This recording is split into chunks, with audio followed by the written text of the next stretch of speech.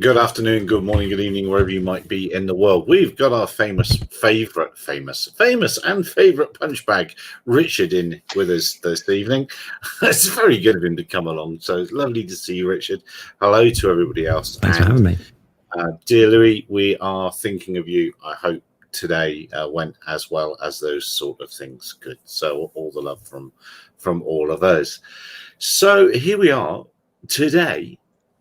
The whole world sent press releases, and amazingly, the DJI press release that I seem to have got a couple of hours before everybody else. I don't know why, with the wrong photos. I don't know why, because they'll know I'll publish anything, I suppose. That quickly got pushed to the very bottom of the pile today, very, very quickly. So much so that they even said, "Hey, where's our press release?" And I said to say, "Hey, it's at the bottom over the last page." So much has happened today, and even more is happening tonight. There's one that's going to go at midnight UK time. What time is it over there? 10 o'clock now, I think, isn't it? 9 o'clock. 9 o'clock. 9 o'clock. Oh, flipping that. 3 hours time. I can't really talk about that one then, but there's quite an exciting one to go at midnight in the UK as well. So all the world's drone news seems to have hit the wires in the last 2 days. I do not know why. Is everyone shutting up for Christmas, I suppose? Over to the floor. Silence. Nothing but silence.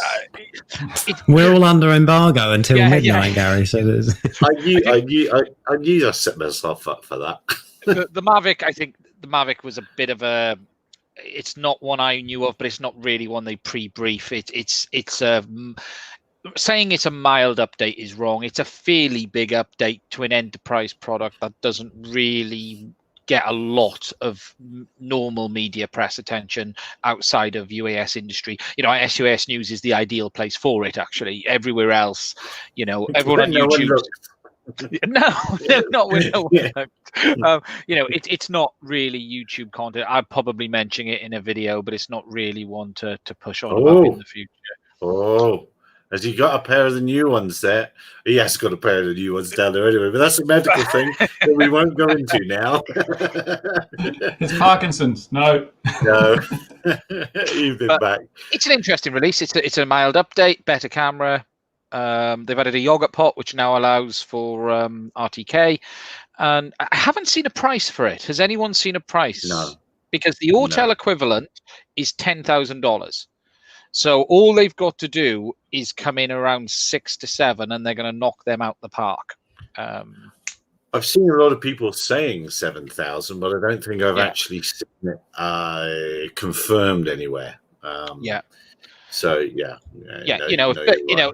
really aligns itself with the Evo 2 Dual. Again, it's the larger thermal sensor, so it's got the 640 sensor now. It appears to be radiometric, which is very important for the guys who do want to use this. It says it's saving JPEG-Rs, which would imply that it is radiometric, and it's 30 hertz. So it's a decent thermal imager, and it's then got the upgraded sensor. Again, same 48 megapixel half-inch that we've seen pretty much everyone else using. It brings it into line with everything else, pretty much. Now, it's their own thermal sensor, isn't it? It appears to be. Well, they don't really talk about this stuff, and I haven't been able to get a lot of info on this. Obviously, they released their new sensor with the T20, I think it was, which had their own sensor in, first of all. But there is still a lot of question marks. Is it a FLIR sensor that is, say, third-partied out, so they don't want their name attached to it for a few reasons, or is it an out-and-out Chinese-developed sensor? No one seems to know at the moment, because FLIR own close to all of the patents on this stuff. Yes, there are other companies that do make thermal images, but it does look very FLIR-like, if you get my drift. All the other thermal images I've seen don't tend to look like FLIR ones. They're, the overall setup is different, whereas this does look very FLIR. So I don't know. There might be a bit more of a deal in the background than we've seen before. And the other sensor on it, do you think is that a Sony sensor or one of their own? It's a Sony. That's the same. It's the same 48 megapixel, close to everyone. Because that's the again, was it yesterday or today? I think Sony brought out new news and new camera controls and SDKs and things like that. And interestingly, they had a Phantom, an unfeasible. I can't speak. I've not been drinking either. Altitude over a city, and I just thought, I wonder why did Sony bring DJI into the party in that press release? It is interesting, isn't it? Because I've got the SDK open here. I've been reading the documentation, and it is very exciting. And it's exciting in the sense of this potentially means you will have almost full access to the camera's control subsystem. So this isn't just plugging in a basic cable on the side and being able to fire the shutter. This is fundamental. The level of control you have from an integrated system like DJI have with their cameras on their models. You can change frame rates. You can select various camera options. Whereas everything else up till now has been very much, you have a shutter trigger module, which you preset the camera before you take off, and that's it. There's no two-way communication. There's very little control. So it is big. What Sony have done here opens up a lot of doors for many companies, and including DJI. DJI could benefit from this hugely for these products, for the ground-based units, because they'll be able to actually communicate with the cameras properly. For airborne, people should remember that DJI used to be a very big maker of gimbals before they moved into ready to fly, and perhaps they could start looking back at making aerial platforms with gimbals compatible with Sony cameras again. They have a good relationship because every one of their drones uses a Sony sensor, but pretty much every camera on the planet uses a Sony sensor. So not everyone, but a large point. Well, I just thought that press release was, unless you really know what you know about, you won't. It was meaningless, and I thought I didn't think they kapowed it well enough for most folks. So it really is a niche press release.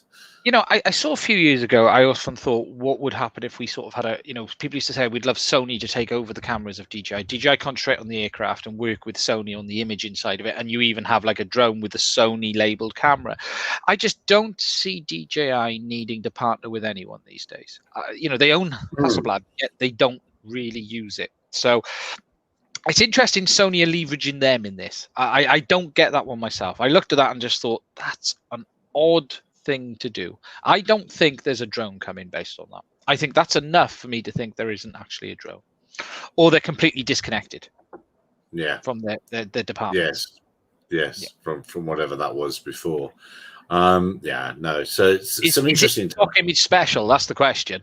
I suppose I should look on Shutterstock for drone image and see if that one is actually available. Is it just a stock image they've taken off a site? That's the question. I'm sure it is. Yeah. But that means that no, I'm sure exactly that's what it was, and nobody thought that anybody like me might try and join dots or anything like that when they send images like that. But if you've got something big to say, you've got to be quite conscious of the image, because that's what pulls hint, Richard. That's what pulls people into the story, Richard. I quite often say, well, if you see the story of the big multi-rotor that's come out, and there it is, there's people next to it, and there's a real aeroplane next to it. That's exactly what I tell people to do. Put people in it, so it gives you an idea of scale, and if you can, put something else in it. That's it's a bossing great big thing. It's the X-Fold thing. Let me, with its £1,000 an 8-hour flight time. I'll put a link in the side. But that is, ladies and gentlemen, boys and girls, exactly, if you've got a drone that you want to sell, how you should send me an image. It has all the components of interest. They've even tilted the shot to make it even cooler. So yeah, that'll be in it's in now, but that'll be tomorrow's email. So how much news is happening at the moment. So that brings me on very, very poorly to Richard. So the corridor then. British Telecom's supplying the have they sent you like 8 kilometers of wire so that you can hardwire all these things, or what is BT doing with this trial? Is it just a big name?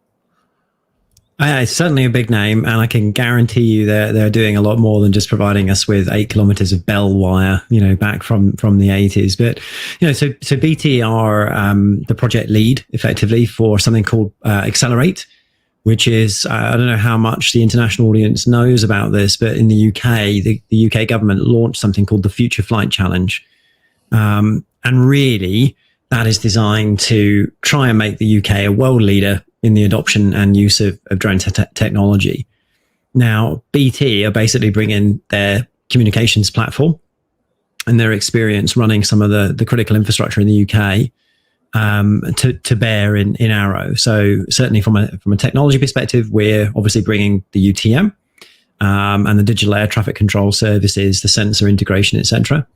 And that's being combined with BT's communications network to deliver this capability that effectively we can all rely on. And I should probably just call out as well, there's definitely lots of other companies involved in the consortium as well. And we're aiming to cover off a lot of different use cases in the Arrow corridor effectively. So, the idea is to get to a point where we learn enough about how the corridor works, the limitations, the constraints, etc., that make sense.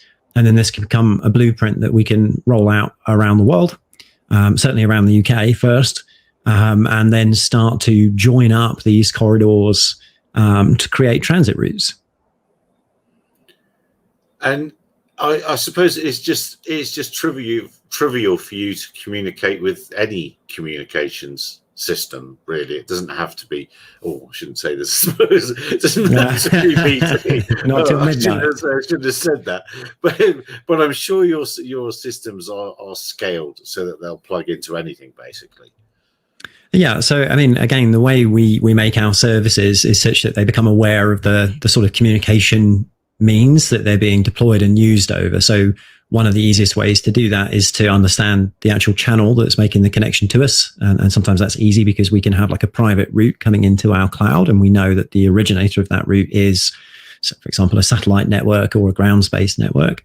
And other times it's a little bit harder, and we have to effectively meter and instrument each connection that we get. So we can work out, hang on a second, this is very high latency, or actually there's a lot of packet loss here. So we're able to do all of those types of things in real time to then vary the sort of guidance that we give out, and the inputs from all of that go into our sort of air traffic control algorithms, if you like, that help to make those decisions about what should go where and when.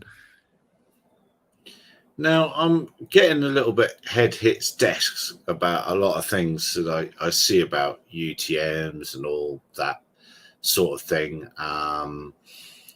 And actually, I'm getting particularly head hitting desk about people getting ADSB completely wrong and electronic conspicuity completely wrong. Are you running a little bit too far ahead of where both even the drone community and the manned community is at as regards these things? Because without electronic conspicuity in whatever form it takes, surely you're at a little bit of a disadvantage at the moment and thinking ahead of the game. Disadvantage in thinking ahead of the game. Pushing the boundary is always a challenge, right? Yeah, sorry, I don't know I don't really know. I was trying to. Yeah. Well, I guess on the electronic conspicuity, right? Let's take that one just for a moment. Any UTM has to deal with things that also aren't broadcasting, right? So to some extent, whatever is the standard is almost irrelevant from a risk management perspective, because you have to deal with things that don't transpond, for lack of a better phrase. Some of those things will do that deliberately. Some of those things will do that accidentally, or it'll just be a property of the type of device that's being used in the terrain that they're in. It could be jamming or something going on. So we have to still be able to operate in all of those different scenarios. But you're right, there's lots of discussion going on around what type of aircraft need what type of transponder, what type of conspicuity we want. Certainly the CAA in the UK has got a program going to understand what the airspace of the future looks like, and how that's going to work. But I don't think we'd be talking out of turn if we said there's a lot of what we already expect to see in that, and not very much that's particularly looking further out to the future. So from our perspective, again, it's not necessarily what you transpond, or even necessarily the mechanism that you transpond over. It's how much trust we have in what we're receiving. What do we know about that signal? How do we understand the authenticity of that? Can we verify that it's not been modified? Can we verify the source? And of course, those types of questions are almost impossible to answer with something like ADSB, which is unencrypted and unauthenticated. And those are two very different things, but do present challenges. So, in Arrow, we have our own effective mechanisms to allow drones that are cooperating to effectively transpond to Altitude Angel, but it's a bit more than that because it's a sort of live two-way C2 link with our air traffic control algorithms. But equally, we also have the ability to pick up any other transponding aircraft in the area via various different sensors on board the towers. And one of the things that we're going to be experimenting with over the course of the Arrow project, won't be there initially because obviously there are different licenses that we need for that, and we want to do this responsibly. It's understanding, when the towers are picking up something which is potentially a risk, can we rebroadcast that back out over traditional aviation systems like ADSB? And of course, we did something like that actually. Well, in fact, we did that exact thing in Operation Zenith in 2018 when we had our rogue drone that was detected. Obviously, just a few months before Gatwick, actually. So I promise it wasn't a run up to that, but just before we did that trial, we were testing: can we take things that we detect and then rebroadcast that as over ADSB? And we think that's really important too, right? And I think that's really, I would boil all that conspicuity conversation down to: it doesn't matter really what plan you come up with and what the ultimate aim is. It has to operate in the real world, and there are constraints and there are limitations there, and not everyone's going to do it. That can't be the sole basis of safety, right? So we have to be careful. I'll throw in one last question, which you won't want to answer, and then I'll let someone else take the ball, and with the traditional beating of Richard. Why are we keeping using the term air traffic control and things like this? Why are we not in a position to drop this in your unified traffic management sort of system? I think they're just getting in the way. I think they're going to be a handbrake for 10 or 20 years, traditional air traffic control. Or do you see them as seeing the light and opening the doors and, oh, we get it now. We just move the aeroplanes out of the way and you lot get on. Well, do you see that, honestly, if you can answer that, the role of traditional air traffic in all of this? Yeah. Well, I think first off, I think the first part of that question was really around why do we keep saying like air traffic control and things? And, certainly one of the things that I find a personal bugbear is that the term UTM is constantly abused and misused. If you have an app, you have UTM these days, and that's a very confusing thing for people. The way that we describe UTM and when we talk about unified traffic management, there's that acknowledgement that it has to operate in line with existing systems, existing aircraft, etc., in whatever territory that we're operating. But it's about the gradual introduction of more automation into the airspace, right? That's really what we mean when we think about UTM.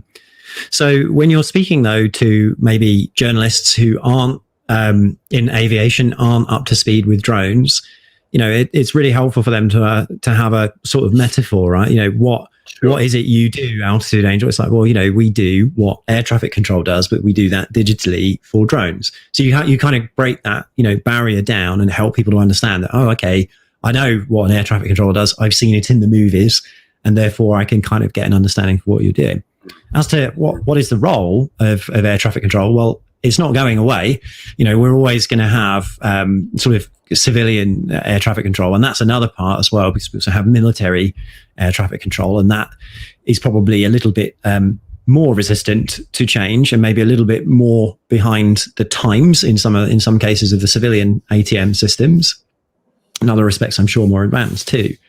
But we have to share the skies, and we need to continue doing whatever we can from a UTM perspective to integrate with that, because it's just, if you took a sensible approach and just said, well, these things cost hundreds of millions, they are parts of 10, 15, 20-year investment programs, people aren't just going to ditch them because there's another cool idea on the horizon. So they're going to stick around. You got companies like Boeing and Airbus, for example, are hugely frustrated with how low tech air traffic control is, because they've got aircraft and platforms that are capable of much more, but generally can't use those capabilities because the airports or the airspace they're crossing and transiting can't welcome them. So, there's a lot of pressure even inside, big behemoths like those guys to make a lot of change. But, I don't see air traffic control going away. I see more of it becoming digital and more of it becoming about perhaps exception-based management rather than, sort of positive control permanently. Because ultimately that's what we need humans for, right? We need humans to make the complex decisions and deal with things that are very, very, very, very challenging in a very sort of artistic and trained experiential way. Whereas a machine is only able to evaluate a given set of conditions and come up with a given set of outputs. What we don't want is potentially all of the crisis decisions being made autonomously by a machine with, emergent properties. We've seen that before. I think we saw that in a film once. Was it a Terminator? Hello there, Alex, who's got lots of things to say in the comments there. I just think I can just see the big handbrake properties of it, and I was amazed because I've been looking for some radio traffic recently, and I was amazed to see that the UK have handed over, and basically CSAR as well, have handed over the digital communications to an American company. Harris L3 are running it all in the background, and that's got to be a big data issue. And now here we are, a few days after the White House. We've got to see whether Harris L3 was in on that big hack as well.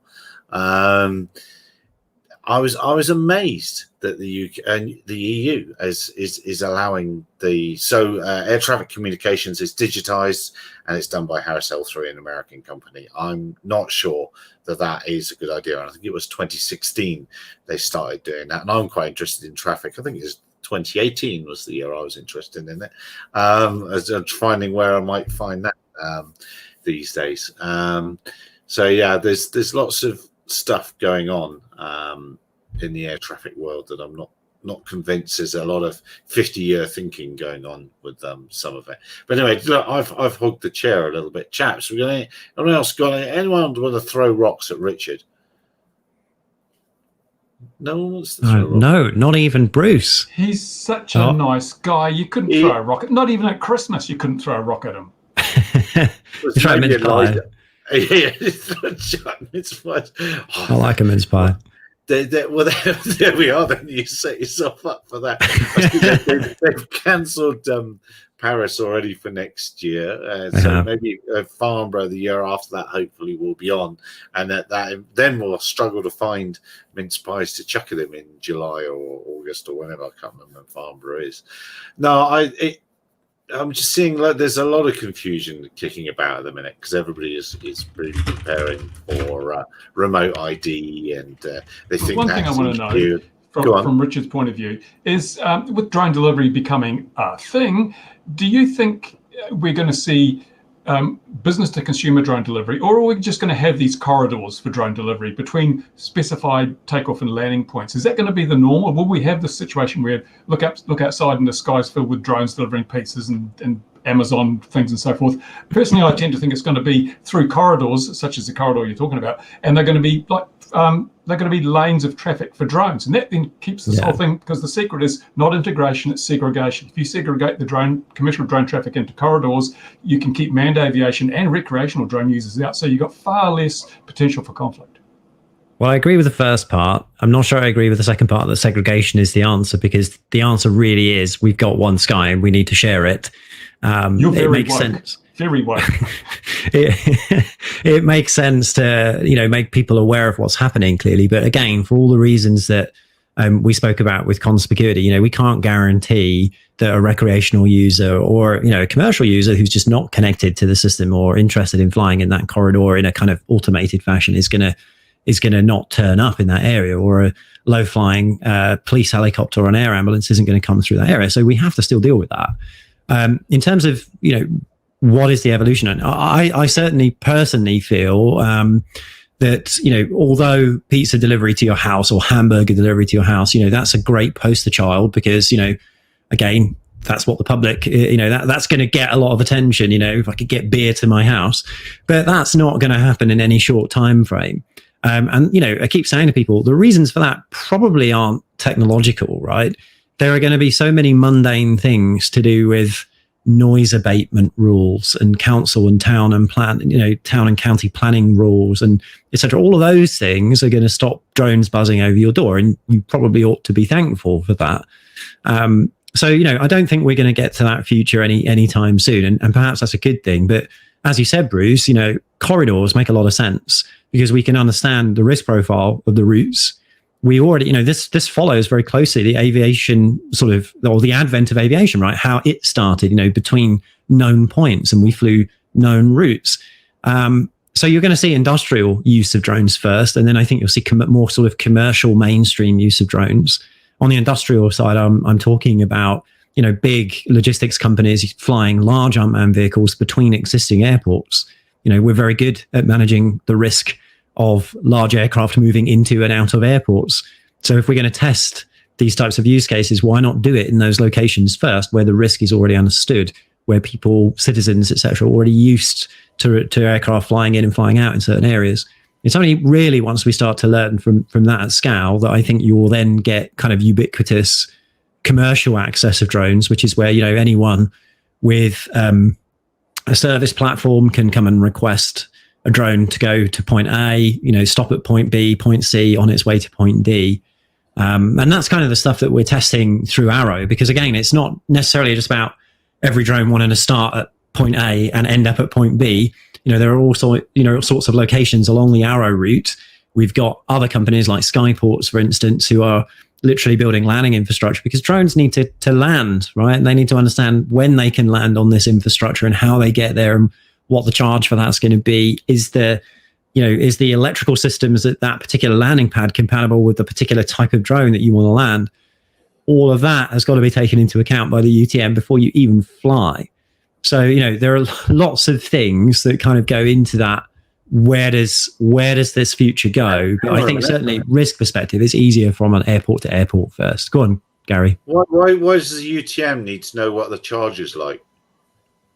For the in terms of, are you being that loving and caring for your customers that you make sure that the infrastructure is there for their aircraft? No one wants a puffy lipo. Well, I think there are two different aspects, right? So I just want to check I've understood correctly. I'm going to deconflict the term. When we talk about charging, that I am talking about both the commercial costs associated with using someone's landing infrastructure as well as the process of potentially charging electrical batteries, right? And it's both that we would care about, because when a customer comes to us and says, plan me a flight, please, they're going to tell us what kind of profile they are, what kind of payload they have. That will influence what kind of infrastructure selection we can put them down on. For instance, if you are a 150 kilo drone and you are a fixed wing, you're not going to land on a helipad designed for an aircraft which is 10 kilos, right? So we have to know that before you take off. And then equally...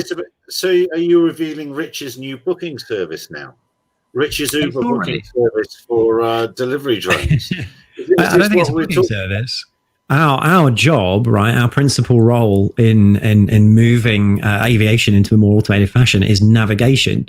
So the art of taking something from its origin to its destination along its preferred route is not just about, the shortest distance, right? It's potentially about so much more than that, including what constraints the customer has.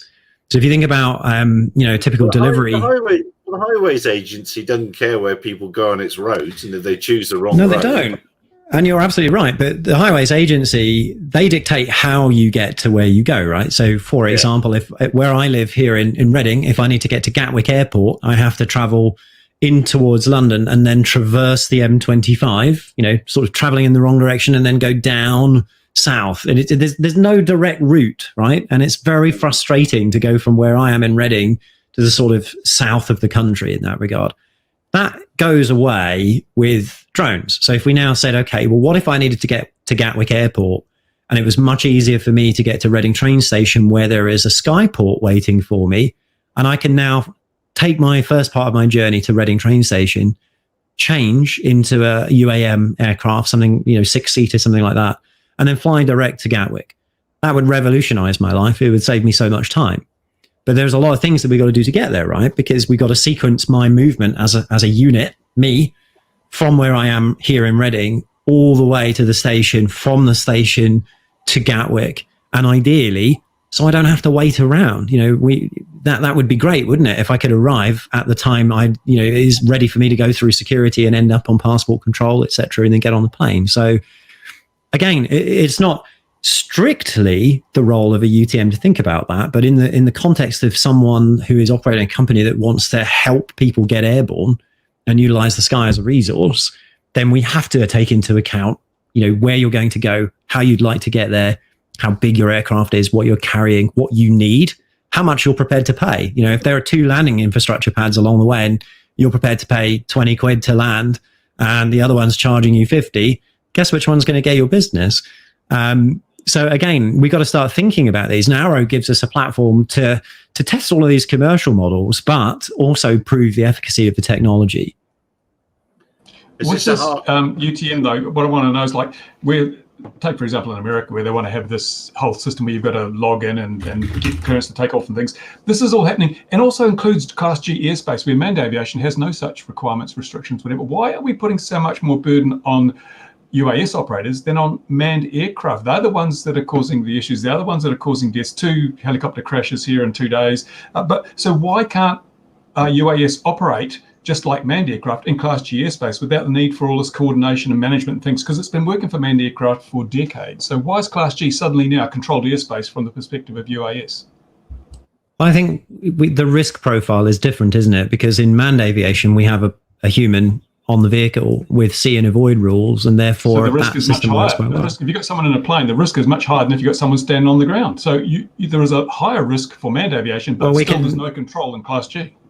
We can argue about that until the cows come home, but ultimately it matters what the UAS is as well, right? Because you could be flying a sort of 1,000 kilo UAS carrying hazardous material, right? And potentially the risk profile to that is a lot higher than someone bimbling around in a Cessna.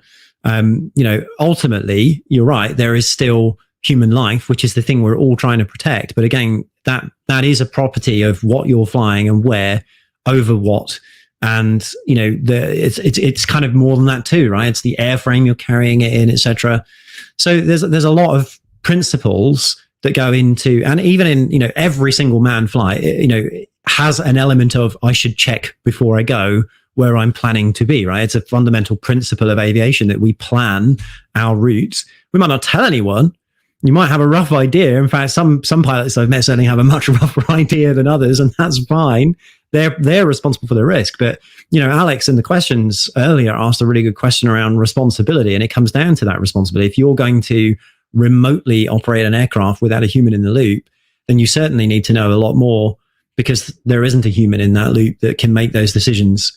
So you have to focus much more on the planning. And there's the question again, actually. Shall I roll into that, actually, Gary? Was that my cue? I think Gary's on mute, unless he's just turned into a mute. No, I have turned into a mute. You're exactly right.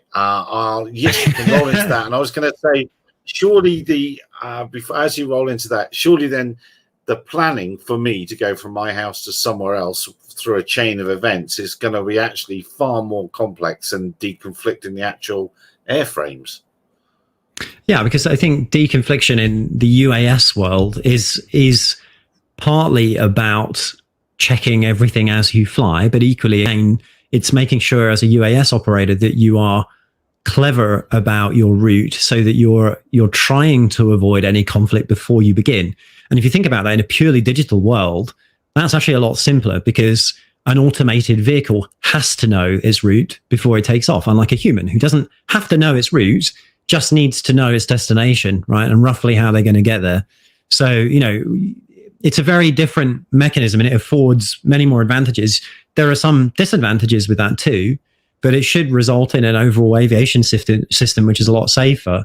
And I think that's really the exciting part of UTM. Alex's question around the pilot in command is really interesting, because, to a certain extent, absolutely fundamentally correct. Today, the way UTM systems work, like ours, for instance, is we work in tandem with the pilot in command. There's no other legal framework in which to discharge that responsibility. Arrow affords us a legal framework, and it affords us a testing regime where we can actually start to really push that boundary. And that's part of, frankly, being part of the CAA's innovation sandbox allows us to collect evidence on how that UTM performs, how the operator interacts with those decisions. and it allows us to really start pushing that boundary out even further. So although the APIs today are designed to effectively nudge an aircraft into action, it doesn't execute that instruction effectively until one of two things happen. One, that the operator, the pilot in command, accepts that instruction, or two, the operator fails to acknowledge that message within a preset period. And there's a well-defined precedent for that in transport today. We call it a dead man's handle. You might have heard of that in terms of trains, etc. You take your hand, you need positive confirmation all the time that you're doing something, whether you're going to accept the instruction or you're going to ignore it. But if you don't actually acknowledge the presence of an instruction, then the UTM has a responsibility because it can see something happening or about to happen that you can't. So all of the folks who sign up to Arrow effectively give us that liability. And that's a liability we're very happy to take because, again, it's our corridor. We have to make sure that we're able to maintain the safety of operations in that corridor at all times. Now, I'm sure other people will say, what if you lose comms? We have kind of thought of that, right? We have many, many channels of communication and they are not all internet. So it gives us a very wide berth. We also have our own, for Arrow, certainly in the initial trial phases, we have our own staff on site who are able to be there and provide extra safety assurance as well. But again, you've got to think about Arrow a lot like training wheels on a car, or on a bike rather, on a car. That would be a strange thing to see, right? Because we need to be able to prove to the CAA that this stuff can happen. It can happen in unsegregated airspace. It can happen without all drones needing to conform to exactly the same operating safety case, to exactly the same, transponding standards, etc. For the sole and specific purposes of getting more people airborne in a shorter space of time. So, we think there's a lot that will come out of Arrow. We're certainly sharing all of the evidence that we collect with the CAA. And we think that will ultimately mean that we get this technical adoption that we need of drones much, much sooner, really. But yeah, you're right. The pilot in command question does come up a lot, and it's one that we don't shy away from. We see other people who just kind of say, well, we're just going to provide a map. That's not really where it goes for us. So even though today, as I say, we are effectively, we're doing everything but executing that instruction by default on the drone, unless that instruction is not positively acknowledged or negatively acknowledged within a specific timeout. So yeah, it's a really interesting school of thought. There's been lots of simulations we've done on this, lots of simulations elsewhere, I believe, in the world as well, Gary. But ultimately, it's a place to come and experiment and push the boundaries a little bit. You mentioned am I unmuted? I think I am. Oh, sorry, anyone else jump in? You mentioned Skyports earlier. Why aren't you doing? They've got a few trials going on in Scott. I think it was them that went to somewhere from Oban and somewhere else up there. Why aren't you opening up huge corridors up there, other than Reading's, where your corridor is near your house? Is that the only reason? No, although that's a very nice thing to have, because having that on your doorstep is quite helpful. However, what I can say, and a lot of what we're doing is sort of embargoed in some respects, but we have licensed Arrow, and it is a goal of ours to license Arrow to anyone that wants to deploy it. And we do have multiple sites in the UK now deploying this technology or having used it very recently. Arrow will simply be the largest sort of continuous corridor, where we personally, as the operators of that corridor, are envisaging multiple stacked horizontal and vertical skyways, if you like. And we have a very specific use case in mind, which is where we want to operate our service a lot like the highways service, where providing you meet the standards that are required, you can drive whatever vehicle you like on a public road. We want to get to the same standard where, providing you conform to the UTM requirements, you can integrate any vehicle you like, and you can request time on that network and then go fly. So, it's very different use cases, really. A lot of the other zones that you see are usually bound to one particular company or one particular type of device for a specific scenario. Here, the specific scenario is transport, and the ability to go from one location to another without a human pilot in the loop. We leave it up to our commercial partners to decide what they want to use that capability for. I've got it. Here we are. This is the appropriate one here. So let's just get rid of them. Get rid of GA, please, Rich. No GA below 2K. And now my new one today is actually Get Out of the Way FAA. And that was one I actually started using in response to poor old Richard. I hold him up as it's all Richard's fault. It's all Richard's fault. No, I'm not the FAA, right? I mean, we're just checking that. No, but you can be, because we're already blaming you for Gatwick. And we just if you're here, I picked up that one as well, have I? Thanks. Yeah. If you're here, it's your fault. If you're not here, it's Bruce's fault. It's quite a simple system. It's easy to follow along at home. now it's Bruce's fault. There we are for a moment. So, no, I saw a thing. I was jumping off topic a little bit, but mentioned the FAA thing. They had 12 UAS doing different things, and the reason it was picked up by people wasn't because of the sort of UTM mention made. It was because they're busy charging a chap for $180,000 for multiple live drone flying video infractions at $1,500 a pop, whatever it is. So they're busy having to go at him, and in the video of these 12 UAS operating in this thing, and say, and 2 private UAS are operating over here and doing this and that and the other, and it's exactly against what they're charging the bloke says. But anyway, the bottom line, that the thing that really caught my eye was that they have these 12 things operating in like a 5x5 grid, and they're deconflicting them like Billio. And my contention would be that I reckon you could operate 12. Let's look at flight tests. If you've ever done a little VARC combat as well, you'll know how hard it is to hit someone else when you're trying. So I reckon you could operate 12 RPAS at the same altitude within 12 5x5 block quite easily. And I think I wanted to have you here because I think I remember you telling me once upon a time you did some simulations on that sort of thing. Yeah, and I think lots of things spring to mind there. So anyone that is a drone pilot, and there are, just to throw my hands up here, there are far many better drone pilots than I.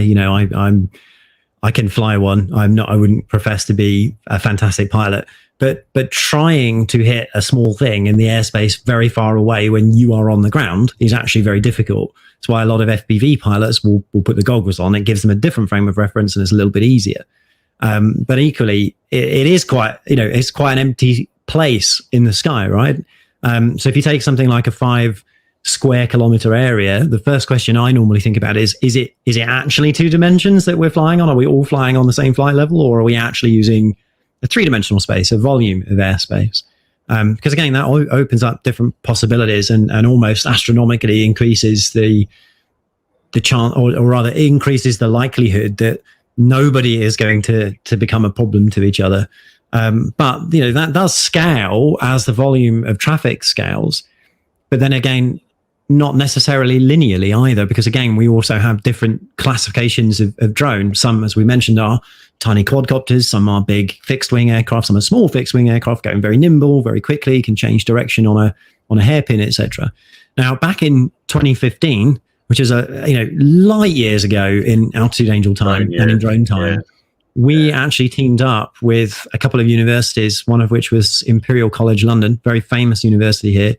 And we effectively built our first air traffic control algorithms, if you like. They were the very first alpha algorithms in the company. And we decided that we would invite a bunch of different, PhD students effectively to come and test our algorithms.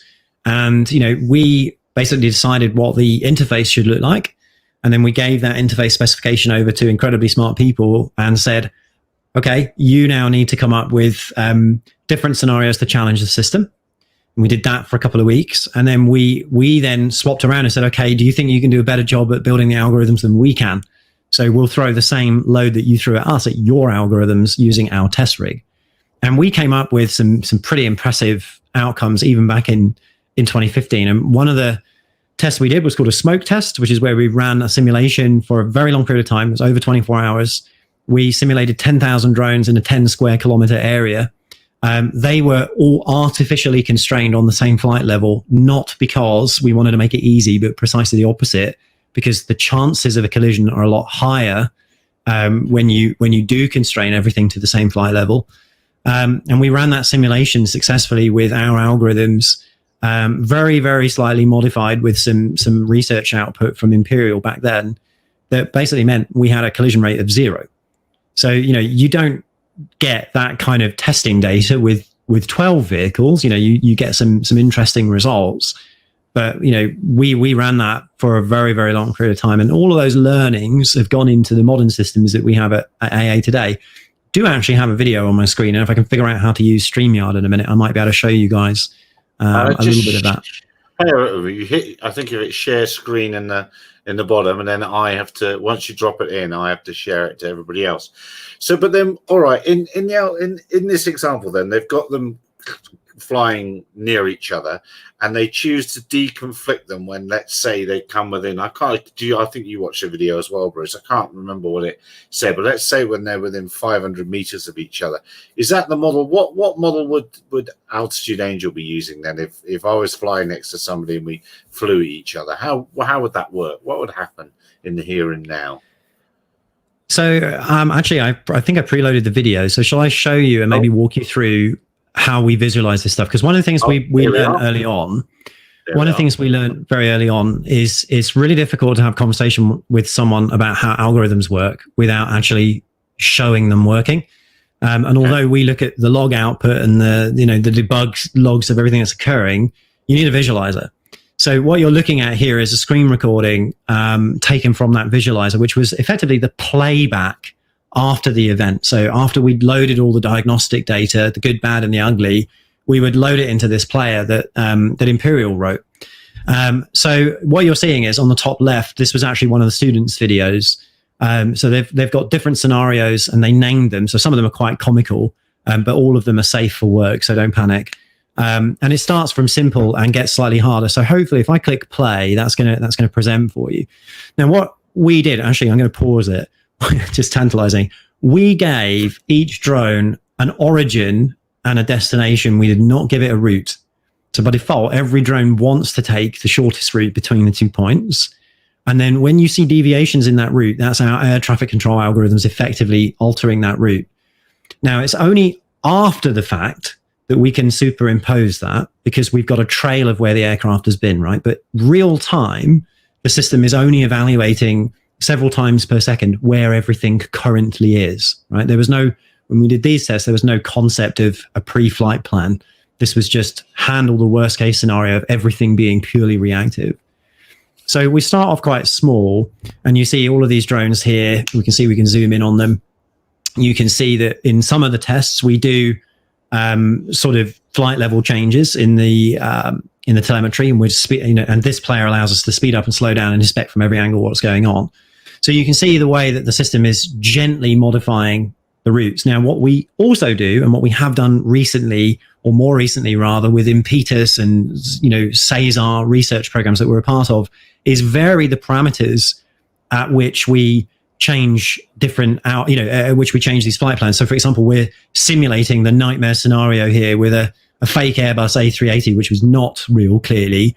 And we're using a routing algorithm called positive field theory, effectively, which gives every aircraft a sort of a fake electric charge. And like two magnets with opposing forces, they repel gently. This is kind of an early codified form of that. What we then introduced was restricted airspace, which we flattened down to the ground so you can see the flights, and created a very difficult scenario for an object that wants to get from one corner to the other. So we've created deliberately these pinch points, and then had the air traffic control algorithm speed up and slow things down and change the flight path. So you get these really kind of interesting routes. Again, still probably from today's standards, very, very sort of rough. But in terms of, bearing in mind that this is the job of the algorithm in real time to make these decisions and simulate them so that each drone can still get where it's going, but without causing a collision. And again, we just, different load test scenarios here brought in very different, challenging environments. I mean, clearly no airspace design looks like this.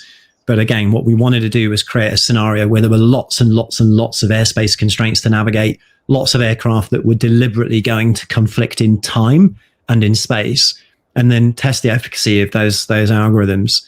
If we move on a little bit, again, this was filmed in 2015. So sadly, we still don't see this kind of airspace over London. This scenario was called London in 2020. So we've now got even more vehicles in effectively the same volume of airspace, with more constraints added to the system. It's a much more complex scenario. And again, we allow that to run for a period of time and then measure the results. I think this was part of the winning algorithm, actually, if I go back to my notes. And I didn't come prepared for this, by the way. It's just as you started talking about it, I found this on the old Golden Altitude Angel archives. So I'm not even sure we've publicly shown this before. But, this just kind of shows the value of, simulation testing before you ever get out into the real world. So there we go. I will stop sharing that.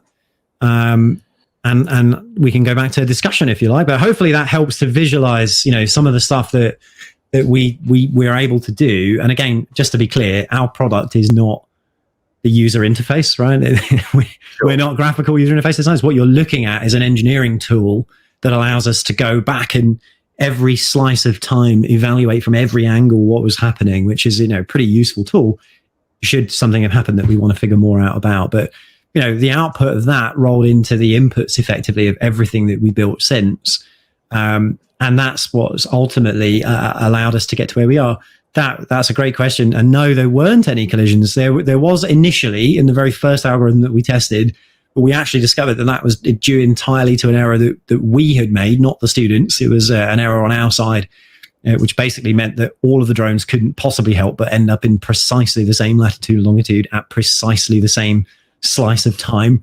Once we realized our mistake and put back physics and other important things, that quickly then went back down to zero. And again, that was part of that approach, was to end up with a deterministic algorithm that we could then walk away with and understand how it's going to perform in a wide variety of scenarios. So it was not like anyone who knows anything about algorithms will say it's not a genetic algorithm. It's not something that was learning.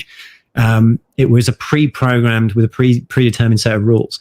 And what we've spent a lot of time doing since is then introducing other things like weather systems and, introducing NOTAMs and TFRs, introducing temporary restrictions to different types of aircraft from a drone perspective, introducing drone corridors, etc., and particular points of transit, so that although you've got this big vast space, what if you can only approach a particular resource from the south or from the north, for instance, and how do we sequence that? So the routing has become much, much more complicated, and sophisticated, so that we can start to really make use of that space. So, hopefully that was a little bit of an insight into some of the simulation from, I can't believe that the date on that was March 2015. So that takes us back to when we were about 7-8 months old, I think, as a company. So does that mean that in 2025, when the coronal mass ejection strikes, it's going to be raining drones? I honestly don't know how to answer that, Bruce. Well, you've got to identify risks, and what's your mitigation strategy? We have. I think Elon Musk is working on the CME survival strategy for humanity by blasting us all into Mars. So hopefully he'll get there before that corona hits. We'll be fine as long as we don't have to come back. Well, but sure, isn't he putting a defensive shield of what's that? His satellite system called? Starlink satellites. He's putting a defensive system of Starlink satellites up there. Have they? And Ian, it's downhill on the way. Yes.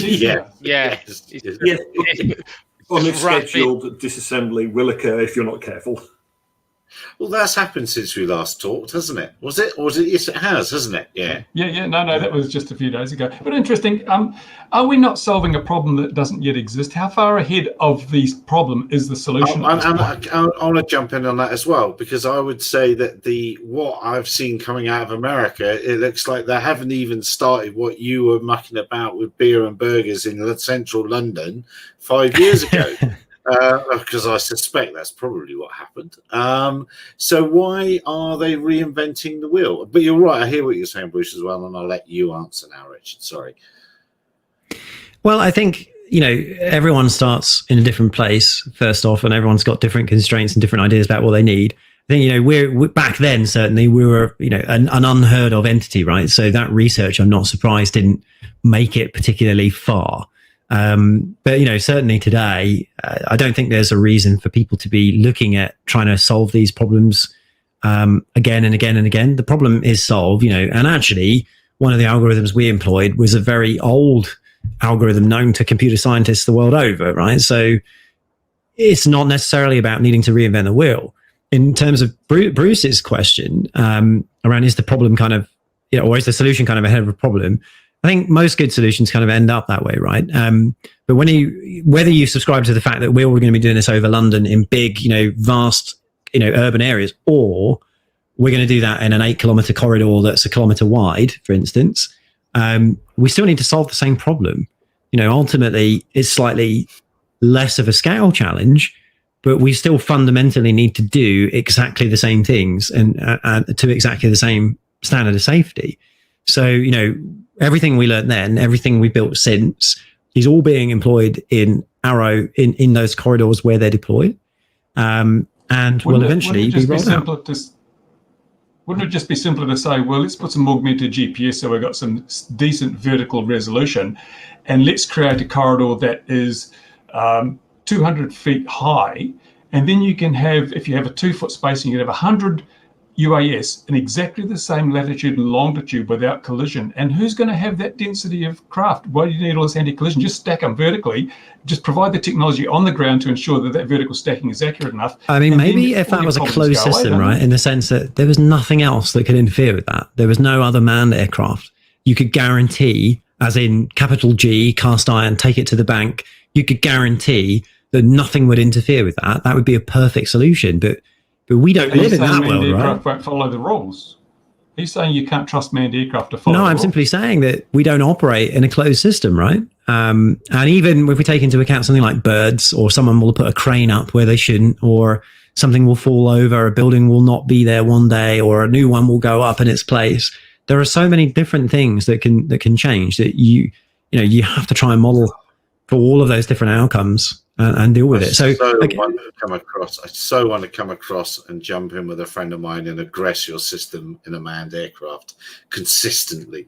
Well, I think there's a press release coming soon about that. So, is there? There might be.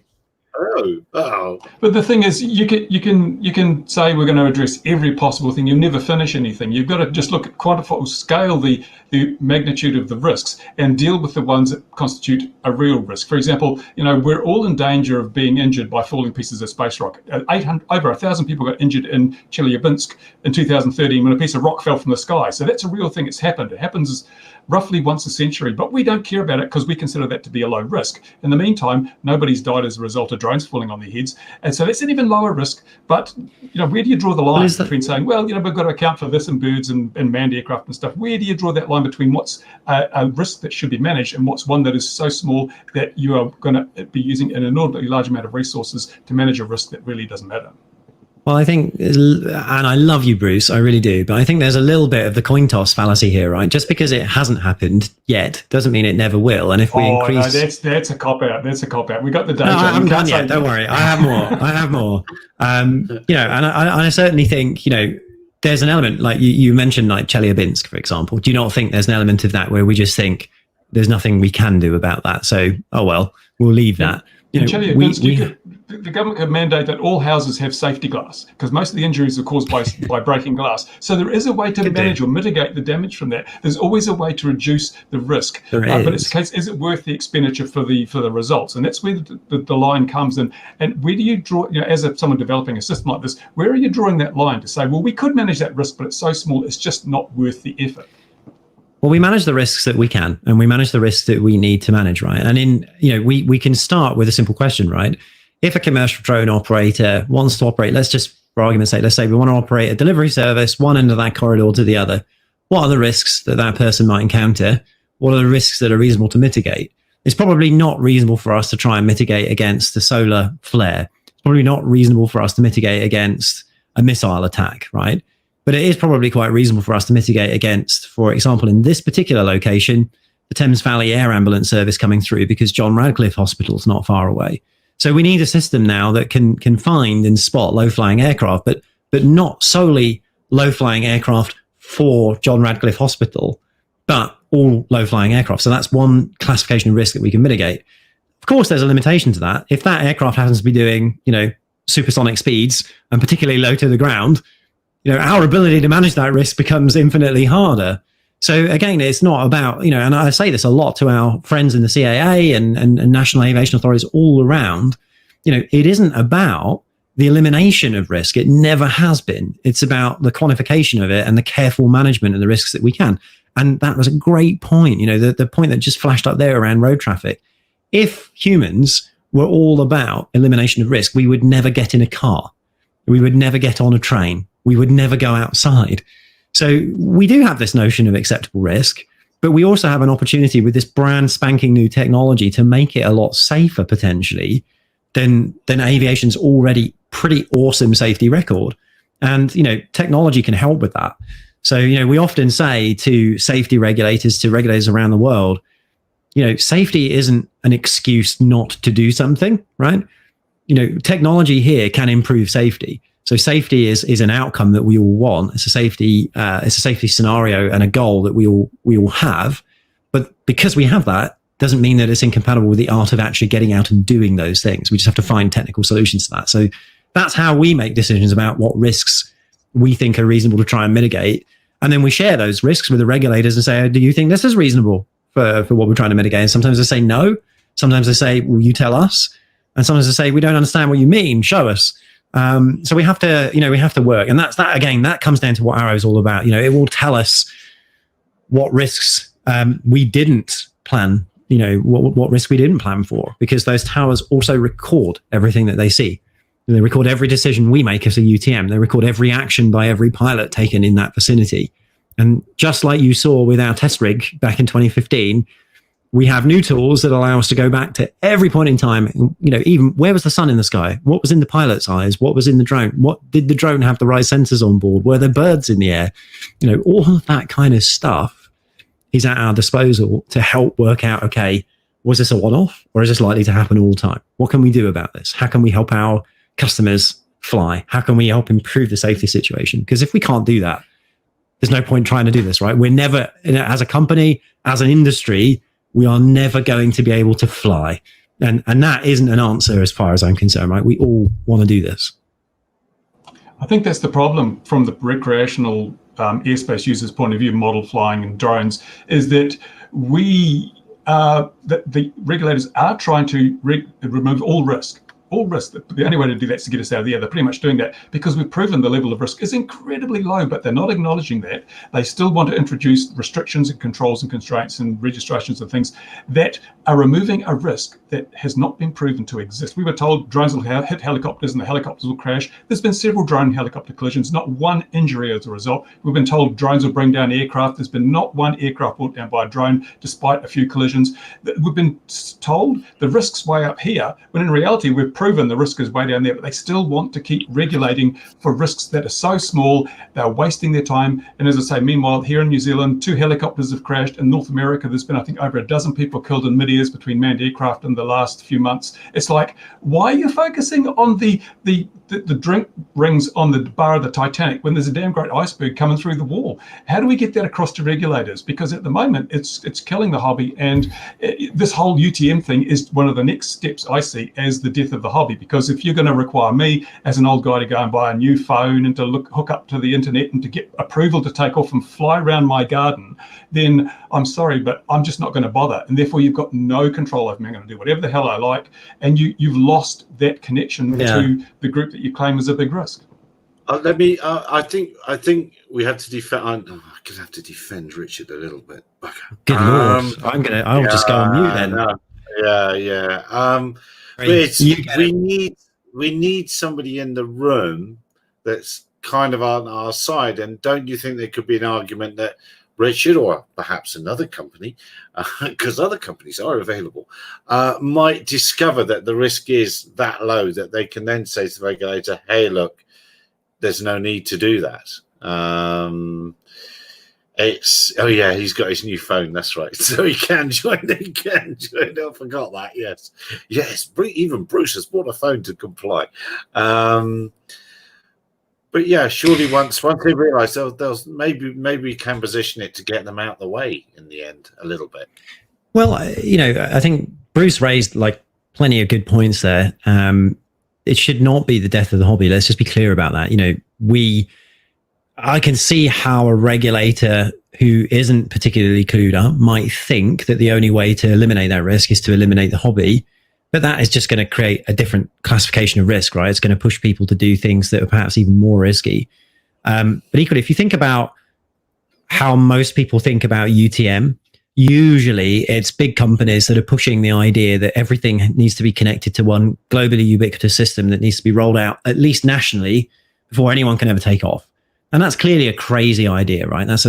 When would we do this, right? Will we shut down the airspace on Friday and then come in on Monday morning and now everything is electronically conspicuous? I mean, that's never going to work, right? But the corridor approach allows us to say, okay, well, things that happen in here, we would prefer to be planned. But if you want to fly here, we don't own the air, so go fly. You still have to conform with the local regulations, which mean you shouldn't hit anything, and you really should do everything you can to mitigate the risk, because, by goodness, we will have told you that you're in an area where we're going to be doing other flight operations, but it's still our job ultimately to move out of the hobbyist's way, effectively, right? Or in this case, for example, just a non-cooperative user in our parlance. You're not connected to our UTM. You're going about your merry way. As far as we know, you could be doing that because you're out having fun, or because you want to deliberately try and crash one of our aircraft. But either way, that's a risk that we have to manage. So I think, part of this is, I don't think it is actually fair, and I'm not coming to the defense of regulators, trust me, but I don't think it's actually fair to tarnish all regulators with that brush, because I honestly haven't seen that kind of discussion happening very often, certainly in the last sort of year, 2 years. In terms of, we just want to ban the hobby, we don't understand it, so these things are bad, let's ban them all. What I actually do see more, however, is regulators looking for quick solutions and sometimes pushing for a standard as a solution.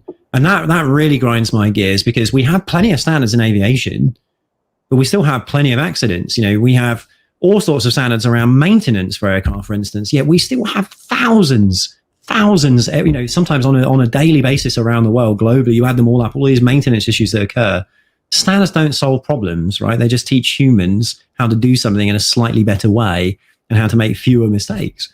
So, overall, I think the biggest danger is that we end up repeating a lot of mistakes. And I think the reason that many countries just haven't adopted, more sort of favorable regulations right now is because nobody wants to be the guy or the girl in the regulator who's responsible for the first incident, right?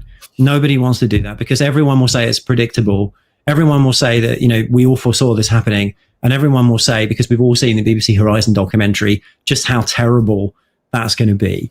So, ultimately, I think it comes down to that we've got to take a pragmatic approach. Your question earlier started me off in the right way, I think, which was, you're not going to get this massive ubiquitous national drone network on day one of, UTM. What you are going to get is some confined areas where there's going to be more intense use of drones, route-based, probably between areas on the ground that are already very, very high traffic, high risk areas, like airports.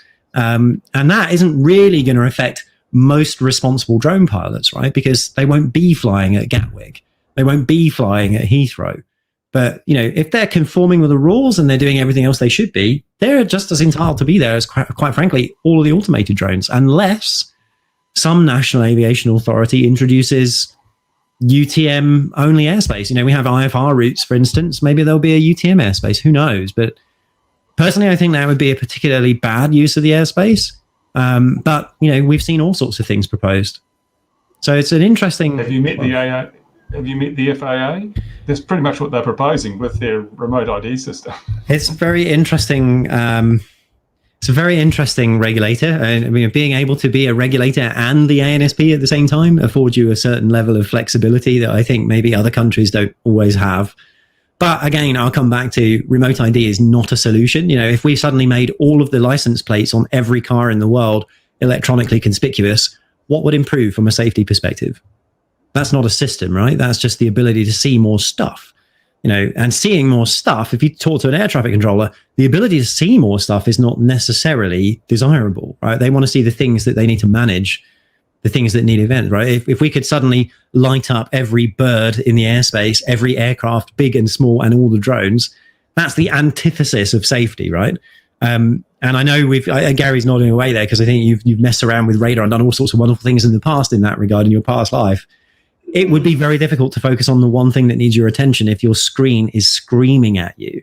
So again, that's another reason you take cues from human factors, etc. The dashboard in your car is specifically designed so that every single warning light does not flash at you all at the same time, unless you have like a 1970s Ford or anything British, it probably will.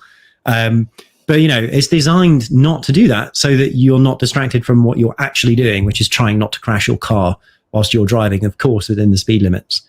So it's a similar thing, right? I think we just have to take a really pragmatic approach. We have to work out where is the risks that we're trying to mitigate. How can we do it? How can we do that without disrupting other airspace users? And how can we get more people flying? And that, for me, has to include all classifications of airspace users, including hobbyists. I don't see that going away. So I would hate that. I'm a hobbyist, right? So I think we just have to bear that in mind, that any solution that proposes not having a particular classification of aircraft user is probably going to be a failed solution, in the longer term. I think if you've got 1960s Lucas Electrics, you don't have to worry about any lights coming on. Yes. You might be completely right. Yeah, anything made from Jaguar back in the 70s, probably still, yeah. Yes, I still rue the day everything went 12 volt. But anyway, it's well, you can't get whale oil for the headlights anymore, so. I'll pull up a sandbag. I'll tell you a story about my 12 volt electrics one day. But anyway, that's another story. I was going to a party in the 80s. Anyway, it is a world full of people inventing stuff and reinventing wheels. We shall not lose cognizance of the fact that Uber have left the building as regards advanced air mobility.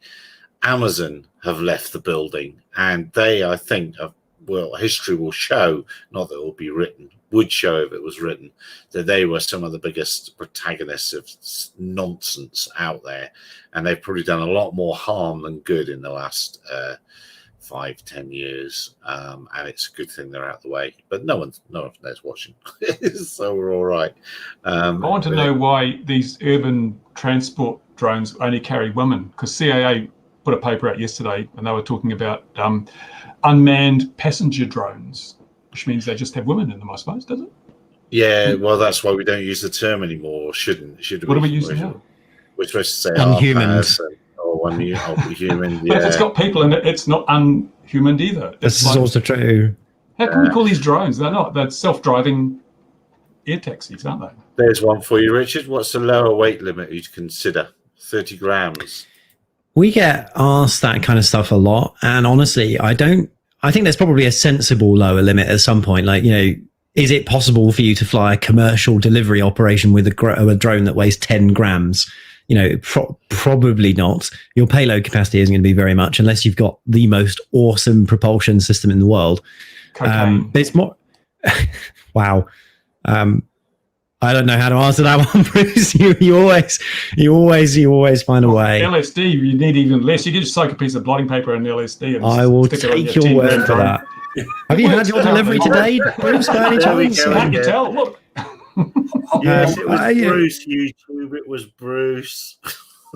Wow. Going back to the question, I think it's a good one. I think it's more a property of what you're flying and where you want to do it.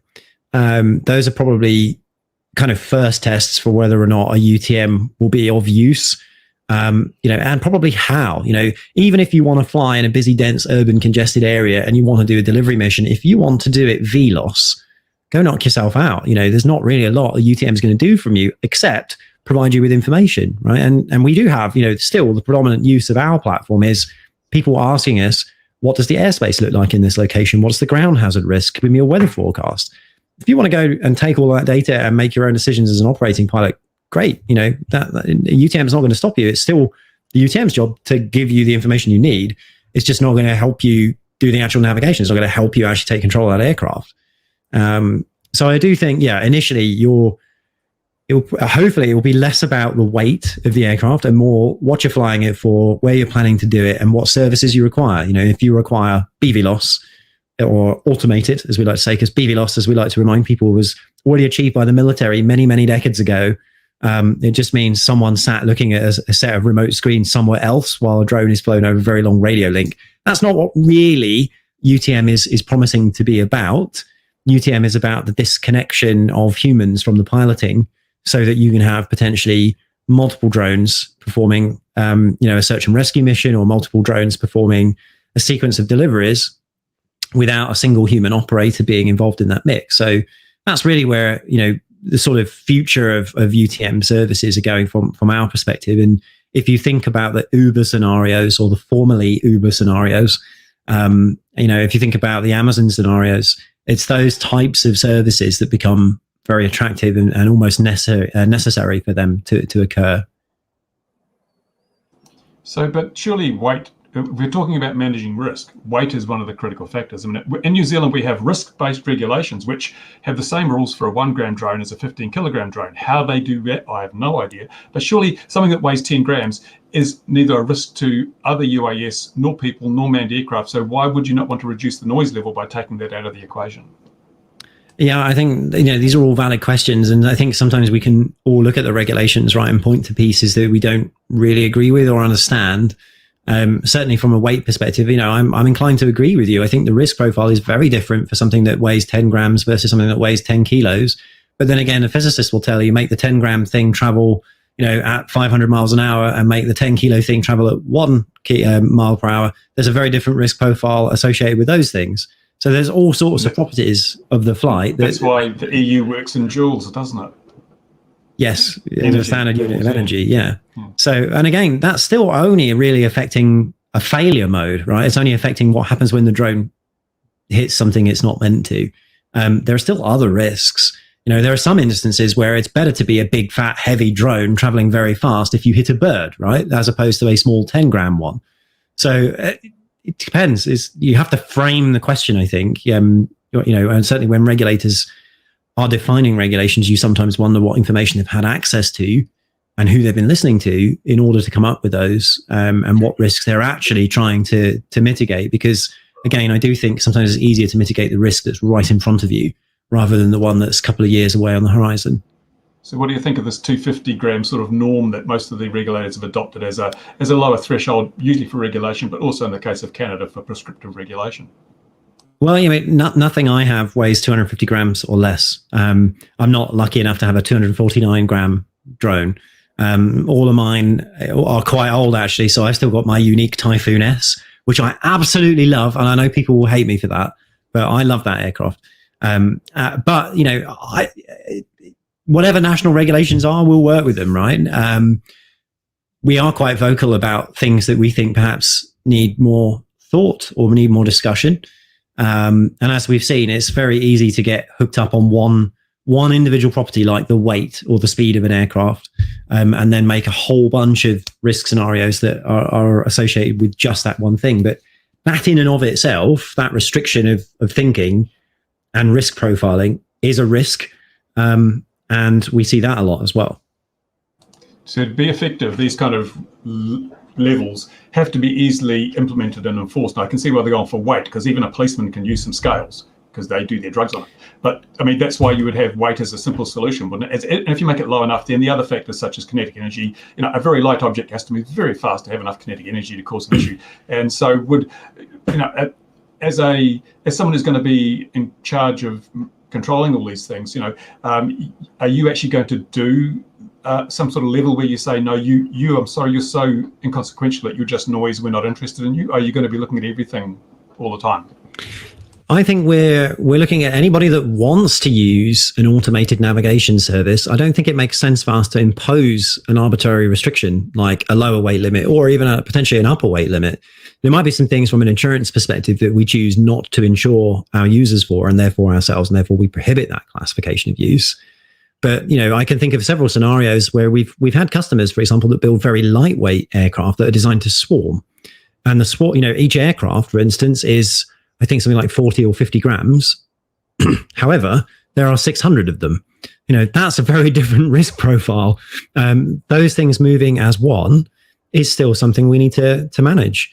So, again, it is really difficult, I think, to just take that one property and just say, cut off here, cut off there, and that's the service. We are trying to be as open as possible so that, we don't constrain the industry. And I think that's coming back to Arrow. That is the principal goal of Arrow, which is if you interface with the system and you conform to the system specifications, you can fly whatever you like.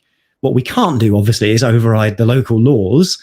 And therefore, if the CAA or, your local National Aviation Authority says you can't fly this unless it's, 200 grams or less, we can't do anything about that. What we can try and do is collect data from other countries and show people why that's potentially a bad idea.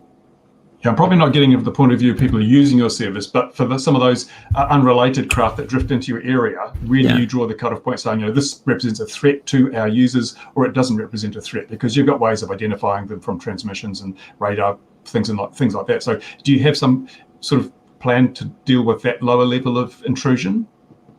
We have plans to detect as much of the airspace as we can. So, for example, we don't have a target where we say it's got to have sort of a cross-sectional area from a radar perspective of X volume, X cubic centimeters. That's not interesting to us. It's resolution matters. And the higher the resolution, the better, because it gives us the better ability to protect everyone in the airspace.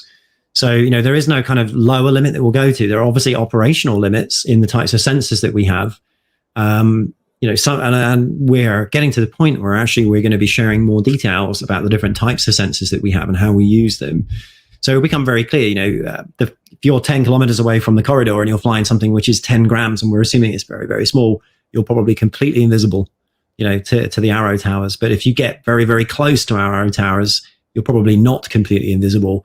And although we can't control what's going on there, we can manage everyone else in that corridor so that they don't become, subject to whatever it is you're flying, and they don't inadvertently collide with you. So, that's another important function of UTM, is working out what it can control and what it can't, and then moving everything it can out of the way. So I haven't been paying attention a lot of the time, so you may have already covered it. Like when you've got all these drones moving around, and you're the UTM, right? All these drones are controlled by the people on the ground with their C2 links. How do you interface that? Do you take control of the drone? Do you issue directives, or do you issue advisories? And what's the latency involved in getting those into the control links set up? So are you actually going to be controlling the movement of the drones, or simply advising the people who are controlling it where they should go, and they provide that interface to their own systems? The simplest answer is the right one, which is both. We're doing both in Arrow. There's so much of the control process that occurs before you actually take off. So, what I can say today, for instance, is it's impossible for you to actually receive a service from the Arrow tower unless you've successfully authenticated with the, digitally authenticated with the tower's onboard communication systems. But to even do that, you need to have a flight plan that we deconflicted strategically against all of our other known flight plans. We're already running that through all the all the commercial aircraft routes that we have, just to come up with a sensible decision initially. Once you then go fly, you're handed off to sort of the tactical navigation service, and the tactical navigation service will be concerned with what type of aircraft are you, what's your known route, where are you supposed to be, are you even on your route? That's another interesting one, because lots of people publish routes and then don't actually follow them. And some automated navigation systems are worse than others at actually sticking to a route within a predefined margin. But then equally, what kind of instruction can we give you? So one of the things clearly that we need to know is, can you hover, or do I have to turn you around? So we're not going to issue a hover instruction to a fixed wing UAV. That's not going to work. And equally, even if we did issue it, we're going to get a very different outcome to the one the algorithm expected. So that's one of the things we have to be very mindful of. When an aircraft associates, we understand a lot about the physical properties of that aircraft, including what is its turn rate, what is maximum turn rate, what's its maximum velocity, what's its headwind. So we can calculate all of that, and then down to a few hundred microseconds, make a determination around, okay, we can see this risk occurring. This is the minimally invasive instruction we want to give that vehicle. And then, that's when things like latency come in, because there has to be an acknowledgement, a digital acknowledgement of that. We can time and instrument that acknowledgement to work out, okie dokie, you were at the start of your flight really, really on a low latency connection, but now it's really bad. So now we have to manage you as a risk to other airspace users. We also now have to start thinking about how much time we need to give you to get back in touch with us. So again, there's so much that goes into this. It's not about that it's just one aircraft. It's about this evaluation of the total state of the airspace at any one time. And as soon as you've done it, it's wrong. You've got to do it again, and you've got to do it again, and you've got to keep doing it. You've got to do it hundreds of times, potentially certainly every second is the target. We don't do it hundreds of times per second at the moment because of the sheer complexity of everything involved, but we do it twice per second in the Arrow corridor right now, which in and of itself is a pretty impressive feat, but it's not enough. We need to go further. So what do we do to manage risk? We do what air traffic controllers do, push it all further apart, make it all go slower or make it go higher, and it gives me more time. And that's why the test program for Arrow starts out very simple. It's very much a crawl, walk and run type scenario. Quick question then. How accurate are the sensors then? So if you're flying along and it could be just a drone that's not on the system, how accurate is a detection system then? How far out is it? Oh, good question. I mean, how long is a piece of string, firstly? The reason we have, and actually, the reason we've built Arrow in the way that we built it is so that we can effectively take multiple different detection systems that operate in different mechanisms, firstly, and try to build up a single picture from all of them. And that's really hard. You can have, for example, you can have two radars and they both disagree about the same thing, and sometimes by 100 meters, 200 meters. Some radars can't give you the altitude, for instance. So again, it's really difficult. So part of that process, which is running many times per second, is to try and make sense of all of the information and effectively arrive with a best guess. That's ultimately what's happening. But then we also supplement that with if a drone is carrying its own sensors, can we get the data from that drone as well? Because again, that gives us additional information that we can factor in. But that's slightly harder on the basis that drones typically are operating on a much lower bandwidth link, potentially. And the kind of resolution we'd need with the speed that you're traveling, the time it takes us to process it, we're talking probably 2 or 3 seconds at that point. And depending on your speed, you could have gone quite far. So all of that has to be kind of taken into account. But you're right, and I keep saying to customers, we have a lot of people who say, we're interested in security. Can you refer me to a company that can just, give me a sensor and solve all of my problems? No, I can't. What is the specific threat that you're trying to mitigate? Is it very fast, big drones or very small, little, slow ones? There are different sensors that are good at different things. And I think that's the point you're making, right? I think most people don't think that that's the case. They just kind of think that you can just point something in the sky and then just know what's in the sky. We had some discussions with, I won't tell you which country, but with one country's security services that were absolutely convinced that the threat that they needed to mitigate was only electronic, in the sense that all drones emitted a signal. And we were trying to explain that surely if you were a bad person and you wanted to do a bad thing, you probably wouldn't have a remote control 500 meters from the bad thing, right? So, again, there's quite often a lot of misunderstanding about how this stuff works. So we try to explain that, building your sensor grid over something that sniffs for electronic signals is going to be great if the thing is going to emit electronic signals. But if it isn't, it's as invisible as a plastic bag, right? So you now have another problem. So Ardra Pilot, sorry, Mark, you got Ardra Pilot with a Pi. That's it. It doesn't need any Exactly. Plastic bags aren't invisible. Airline pilots can see them and call them drones. And you can see that thing coming in that pink. Yeah, so you just use a visual sensor for that. Flying Made that easy. He's confident in his masculinity, isn't he? I want to be seen. When it flies, I want it to be seen. That's one of my basic rules. But this, you could just program this. I can literally throw this and then just come back inside. It goes, does its thing, and it comes back. And you could do that. But yeah, it'd be interesting to know how well you detect something like this flying, and how far offset it is. Yeah. My stuff as well. I mean, those people that fly on FCC just because they want to go a bit further, in the UK, and they want a bit more power, your system's going to pick them up so much easier as well. You know, I don't think people quite get that when they wind up their power output, they just became more visible to everything else out there. Yeah, I mean, I think. Sorry, Gary, go ahead. Well, I just think then they'll make themselves subject to the people they really want to worry about, and that's Ofcom. Forget the FA, forget the CIA. Ofcom don't like that. Yeah. You don't want to mess with Ofcom. FAA are nothing, right, compared to the Men in Black. The Men in Black at Ofcom will. The men with the TV tuners. They will. You will vanish. There is no one. You can talk to any. Have you paid your TV license? You can deal Spectrum with is very priceless commodity.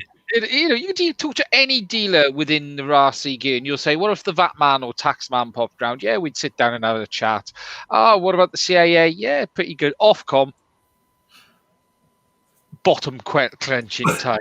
It's literally. Just ask Hobby King about the FCC. Yeah. I had a story actually of a friend of mine who was building drones a long time ago, and he bought off eBay one of these Chinese kind of FPV kits. And I can't remember exactly what it was. It was like 10 watts or something. It was like vastly powerful transmitter. And he actually got an email from Ofcom 2 days after he closed the auction that was just reminding him that he couldn't actually switch that on in the UK unless he had a specific exemption. And he never, ever flew drones ever again. You know, I actually, come to think of it, I don't think I heard from him either. So it's a bit of a scary moment. I've got an FPV gear, Chinese FPV gear that operates on 1090, 1.09 gigahertz. That's its operational frequency. How clever is that? What's wrong with that? All countries have their secret services. We have MI5, MI6, but all of these are held up by one secret agent service behind them. And in the UK, it's Ofcom. Wow, that's a conspiracy theory, but yeah, I like that one actually. Have you ever seen anyone from Ofcom, Richard? Just think about this. No, we've only ever communicated electronically, actually, and even then only in the allowed spectrum. So quite worrying, actually. Did we see some questions coming in as well, Gary? Oh, sorry, go ahead, Mark. It's all going here, isn't it? Who goes first? So I've got a quick one then. So you've got two aircraft. They're both flying in the corridor. What's your separation for a drone then? How far apart does your system say they have to be? Because obviously they're not that. If they're not that big, if nothing over say 3 or 4 meter span, you know what sort of deconfliction are you looking for in distance? So distance is a little more irrelevant to us than potentially time, because time for us, time is a more interesting unit because it takes into account that the aircraft might be moving at different speeds. They might have different latencies. There's a technical limitation, which is a property of the speed and the quality of the link. And then there's a design specification. You know, for us, the absolute bare minimum that we want to try and achieve is a minimum of 2 seconds. But that is like I guess if you were racing a race car and you were doing, you were trying to race into the red, that's like running your race car in the red all the time. You don't want to be doing that. Yeah. And with Arrow, what we're trying to achieve first is starting out slow and then building up the capabilities. So initially we'll fly, in old computer science terms, we'll fly half duplex. So we'll operate one direction at a time, one aircraft at a time. You'll get to the end, we'll check that it worked. Did it go okay? All right, now we'll try 2. All right, let's try full duplex, separated at the maxima of the towers. Let's try bringing them closer. Let's continue. Let's see how far we can effectively squeeze everything and still get everything going. But where that gets really difficult is if you imagine in your mind's eye, let's imagine that you've got aircraft that are all 10 seconds apart and they're constantly, just for argument's sake, it'd be a terrible mission, probably a complete waste of time. But let's imagine you're just doing laps up and down the corridor, 8 kilometers there, 8 kilometers back. And you're all, you're 10 seconds apart. Let's say we now introduce one aircraft that wants to travel twice as fast as all the others. Now everything has to change. So it's not a simple case of saying, okay, well, our separation objective is always 10 seconds, because again, there are different types of aircraft. We might put that aircraft on a different level. And again, we're potentially only talking about horizontal separation. There's also vertical separation. And, there are loads of different approaches to try with that. We've spoken, internally, we've spoken with different NAAs around, look, do we have really fast moving stuff really close to the ground or really up high? Do you have a preference? Do you care? How do we test this? From a technical perspective, there are some constraints that are effectively red lines. We would not be able to communicate over a certain speed and a certain distance, if you like, in sufficient time to be able to affect a change. It's not just the time for us to get a message to you, it's the time for that vehicle to actually, for example, full flaps and then actually execute the turn. So, just because we send you the instruction, you receive it at, on second number 2, you aren't immediately going to execute a 90-degree right turn. So there are so many different parameters that go in with that. But yes, time is the most useful unit to us, and it's the easiest parameter for us to be considering it at this point. But again, I think other, ANSPs, for instance, don't tend to work, on that. In most instances, they're working on distance. But then again, if the aircraft are all traveling at a known speed, you are effectively also controlling time, right, at that point. Yeah. So time's useful. Okay, so if only I had the time to talk about it. So my next question then becomes, in your corridor, is it one tower, one by one, or are they in pairs and you fly in between them? So actually, the way we've configured it, the towers have a bit of overlap with each other, and that's by design because we want a good communications handoff. But the towers are designed to work on their own, so you can fly effectively in the radius of a tower. But equally, you can drop towers in any configuration and they mesh to create effectively a wide area of coverage. What we then do in our UTM service is we program routes that you're allowed to take in the corridor, because that's how we effectively build the air traffic control service. So there is a reason today that Arrow consists of 3 towers in that distance, because A, it gives us plenty of comfort and it gives us lots of overlap, but B, because it's a nice number to then be able to pick a new location for a tower and then move that tower around and test different configurations. If we only had 2, we'd be slightly more limited. Yeah. Did you say what the sorry, Mark? Did you say what the width of the corridor was? It's 8 kilometers long. So I think there is a maximum that we can go to, and there's what we're testing initially. We're doing 500 meters, I think, either side of the tower. So it's a 1 kilometer cross section, effectively. So how many drones fit in a 1 kilometer? And what's the vertical? What's the vertical extent of it? So again, we're predominantly using radio, so it doesn't propagate in a nice sort of square tubular fashion. So again, there's the radiance, which is quite large. It's a number of kilometers in lots of different directions. And what we're constraining is, again, we don't have permissions from the CAA to, for example, change the maximum flight altitude, right? If a specific operator wants to come and fly in the corridor and they have an operational safety case that says they can fly at 1,000 meters, for instance, over the ground, then the system will accommodate that. But by default, unless you tell us that that's your exemption and we can verify that, your aircraft won't be given instructions at those kind of altitudes, for instance. So, again, we've never thought of ourselves as the authority. You must have gone to the CAA and they must have said to you, okay, it's 8 kilometers long, 1 kilometer wide, up to 500 meters. What's the NOTAM going to tell me that you're operating when I come and fly my R22 through there and bust your system? Well, we're still having discussions around that, because again, the initial reaction of certain folks and say a long time ago was, well, we just need to put this in, restricted airspace. At which point we said, well, this is not a valid test anymore, is it? Because if it's restricted airspace, it's like every other test corridor that pretty much exists, which is fake. You couldn't put that airspace over London and do a medical delivery, because we'd have to stop everything else flying. And equally, even if we did that over London, it's actually quite likely that even though it's a restricted airspace, someone would do something they shouldn't. So it kind of nullifies the whole purpose of being there.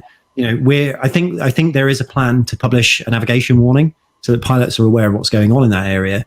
I think the CAA are talking about sort of conspicuity zones, and I think that might be something that gets published. But again, we're still trying to work out exactly what level of risk the CAA is comfortable with. But again, we're trying to be very clear. This test only really works without a restricted airspace. And again, if you are, part of Arrow, by the way, is designed to feed the CAA with intelligence about how our sensors work so that they can regulate for certain design specifications.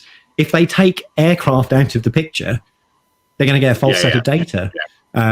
So again, you know, providing we can see the aircraft that are there, which is a key reason that we're able to get these kind of permissions to trial, then it enables us to do that. Where we are most limited, and I think you know, this might not be surprising, is we do have some visual sensors on the towers, which are much more limited in range than the electronic detection systems that we use, and those are there as the, you know, effectively safety system. So it's those that we're artificially constrained by initially,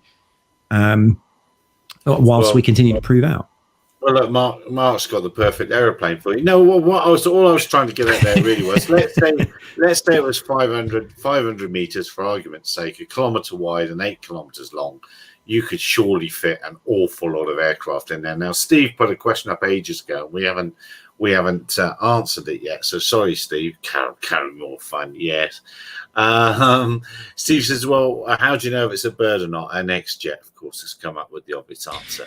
So how does your system detect birds if it does? That's a really awesome question. And that's a question I actually get to outsource to the sensor manufacturers, because lots of, for example, radar manufacturers will tell you there's not, okay, there'll probably be some sales and marketing department that will hate me now, but most radars operate in effectively the same principles. They use very similar parts of the spectrum, and they have very similar capabilities, but where they differ quite spectacularly sometimes is in the algorithms that make sense of that, effectively that analog information that's being sensed.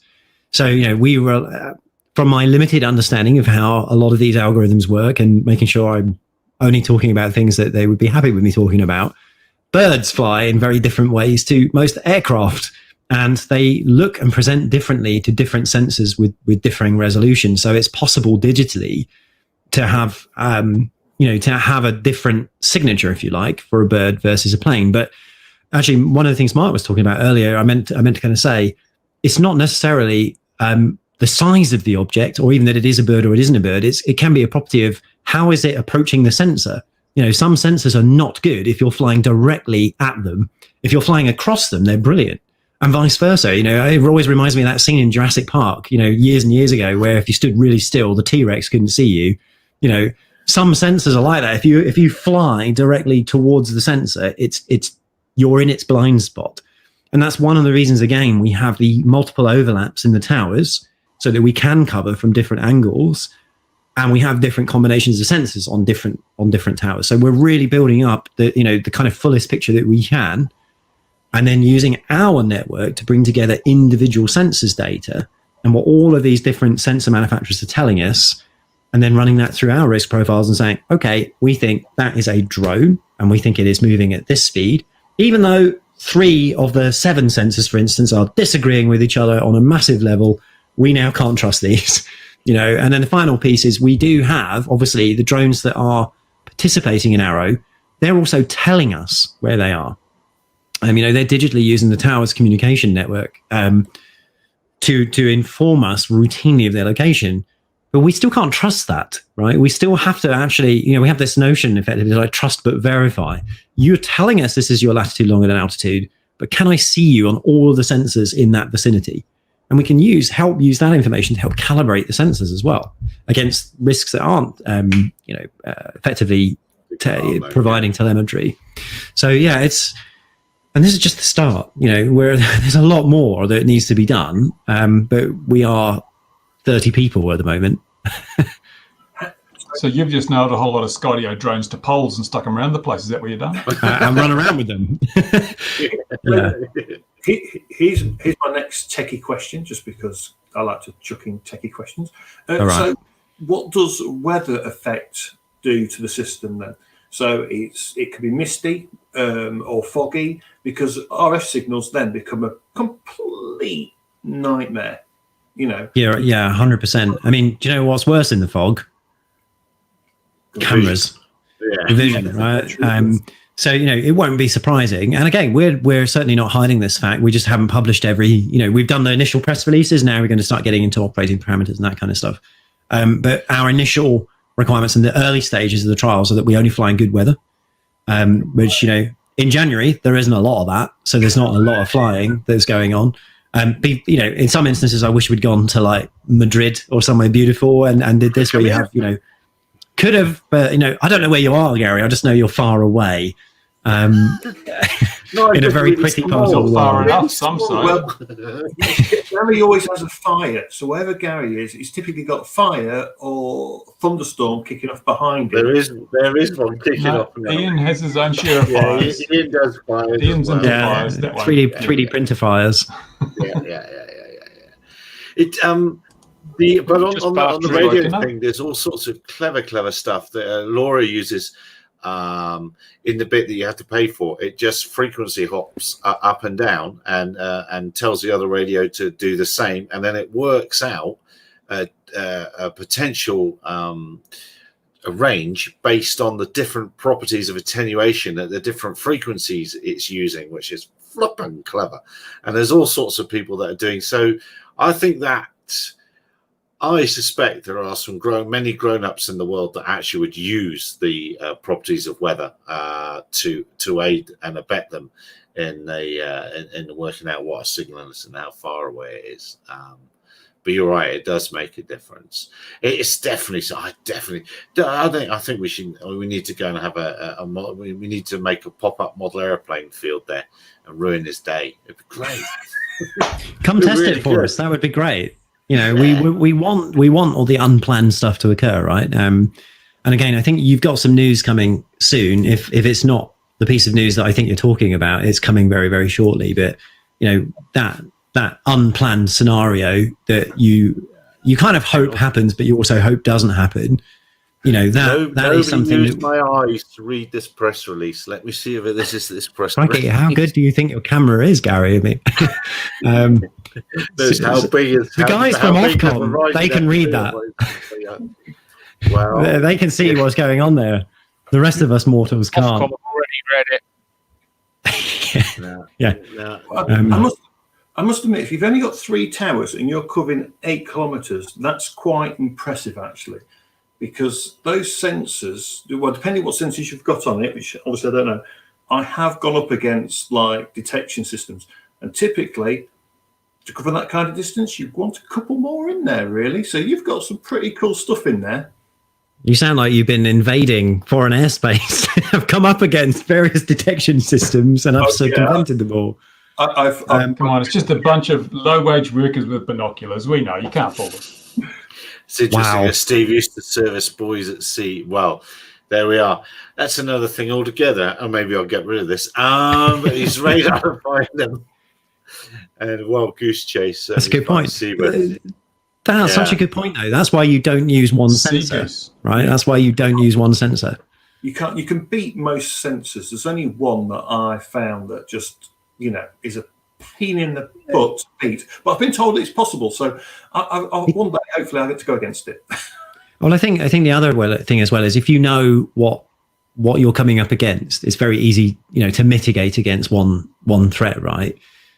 Which is why, again, the towers have multiple different sensors, and not because, you know, from a security perspective, but from a safety perspective. You know, again, we aren't securing the airspace here. We're trying to secure your transit through it. So, you know, how we manage that risk is very, very different. But a lot of the technologies could be used in a kind of airport defense scenario, for instance, or at a critical infrastructure defense, because again, the towers are, you know, effectively fantastic receivers and detectors for what's occurring, and you know, it's optional whether you choose to enable them for navigation. But certainly, that's what we care about, and that's what we built them for. It just so happens that they're very, very good at imaging what's occurring in the area, because that's precisely what we need. Yeah. I mean, nice one. I mean, it sounds really good. It's just going to, imagine how many towers you're going to need for a 20-kilometre stretch or 30 kilometres. If you end up with lots of air corridors, it's going to be a bit of a nightmare putting all these towers everywhere, isn't it? I think that's certainly something. Telecom. Sorry, Richard, but British Telecom and a few other people might have a few towers scattered around the country, which other sensors could be on. Funny enough, didn't they own O2 and design and build that at some point? Well, I think BT isn't EE part of that group now as well. So EE, it's it did actually own O2. It was Cellnet. If we go back, BT Cellnet. Ah, there you go. There we go. Yeah. Then they go back far enough, wasn't it 1-to-1 in the day as well? Yeah, it's going back far enough. Then they sold out and got out the mobile industry, and then decided to get back in the mobile industry and bought EE outright. So they now own EE, and more importantly, they own the infrastructure. Like EE have the largest network in the UK. It was very much a land grab, is probably the right term to use. So which half of the UK's networks leech off as well. So yeah, they've all got the towers around. They're fantastic. But I think Richard has to. Richard, do you have to leave us? I'll take it that he does. 2 minutes. All right. Or maybe he'll be back. Now we can talk about him. If he's gone, we can now definitely talk about him. It's but I was thinking with the sensor thing. If you have, and as DJ Engines exactly says, we have plenty of telegraph poles. You might not need to have all the portions. You could have just Raspberry Pis. Well, yes, you can. Raspberry Pi sniffing out the ADSB. You could have Raspberry Pi sniffing out the telemetry packets from DJI machines located all over the place. So give you a bit of a head. Use those 5G brain fry. The streetlights got those little yogurt pots on the top with the 5G things to fry your brains. You could use those. My late mother-in-law was full into that. It's interesting. There's been quite a lot of hoo-ha over the groups and the forums this week, as we've seen more and more around this DJI thing, that there's a real obsession from the FPV community that this is all a ploy to install remote ID, and there's a real building concern from the FPV industry that any future systems would employ remote ID and things like that. Could you imagine though, if you went to Richard's system and you went, right, Guardian, right, I'm going to use their system, and you just said, right, I want to do a freestyle FPV through your corridors. Let's say they did end up with a massive motorway network. The problem is, at the minute, you probably got to say this is where you want to fly. But imagine if they let you freestyle FPV in these corridors. That could be pretty cool, actually. If you said, I'm going to fly in this corridor. It'll be a mess. It'd be like doing parkour on the freeway. Yeah. Well, no, because if under a wing, Bruce, up, over. Well, you've got to think. You've got this airspace that's, what did he say, about 1 kilometre wide, isn't it? The entire thing, 1 kilometre wide, 400 feet high. You imagine if you say, right, always like driving, you stick to the left of the tower. Yeah. So if you stuck to the left of the tower every time, and you've got if you've got a FPV headset and it popped up warnings, what's coming up to you, nice and neatly.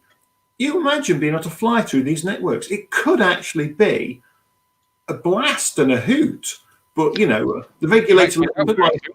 Won't Skydio make this all redundant? Because they'll just be avoiding themselves anyway, these drones. Well, there is that, and there's a lot of hoo-ha in the industry. Everyone's obsessed with the remote ID element because, it's around the corner, but it isn't anywhere near us yet. For FPV, it's not going to happen anytime soon. It's going to land on ready to fly before it lands on anything else. And and I think we mustn't conflate remote. Richard's coming back here. They seem to be back. I don't think we mustn't conflate remote. I'm glad he went, because it was an important thing we had to say about him, and it would have been difficult if he was here. Just a few words he's saying there, just typing away. We saw you briefly then, and we heard you typing, so your voice must be there somewhere, Rich. I'm back. You're back. You said it like it's a good thing. It's a slight disaster. I had a small power cut. My UPS kicked in, and everything survived except all the audio gear. So good fun. England. But I was just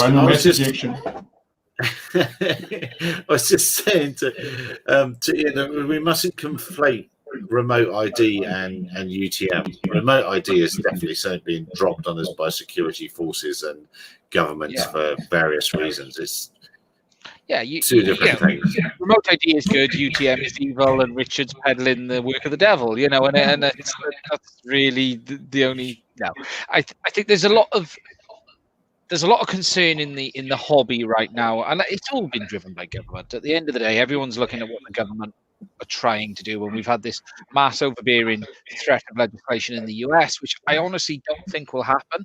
I honestly think they're winding back more and more all of the time. Europe remains to be seen if we will end up with what they've said we're going to end up, because at this stage, I'm still shocked, actually, there hasn't been a delay. I suspect there will be a delay to the European regulations. The UK will go ahead, but I suspect the European will get delayed. But it Did you not watch their Did you not watch the EASA No, I didn't get a chance. Webinars. Oh no, it looks very much like they're going forward. So in the UK, the new flyer ID test and operator IDs are now coming out. So now it's a 40-question exam and get 30 right.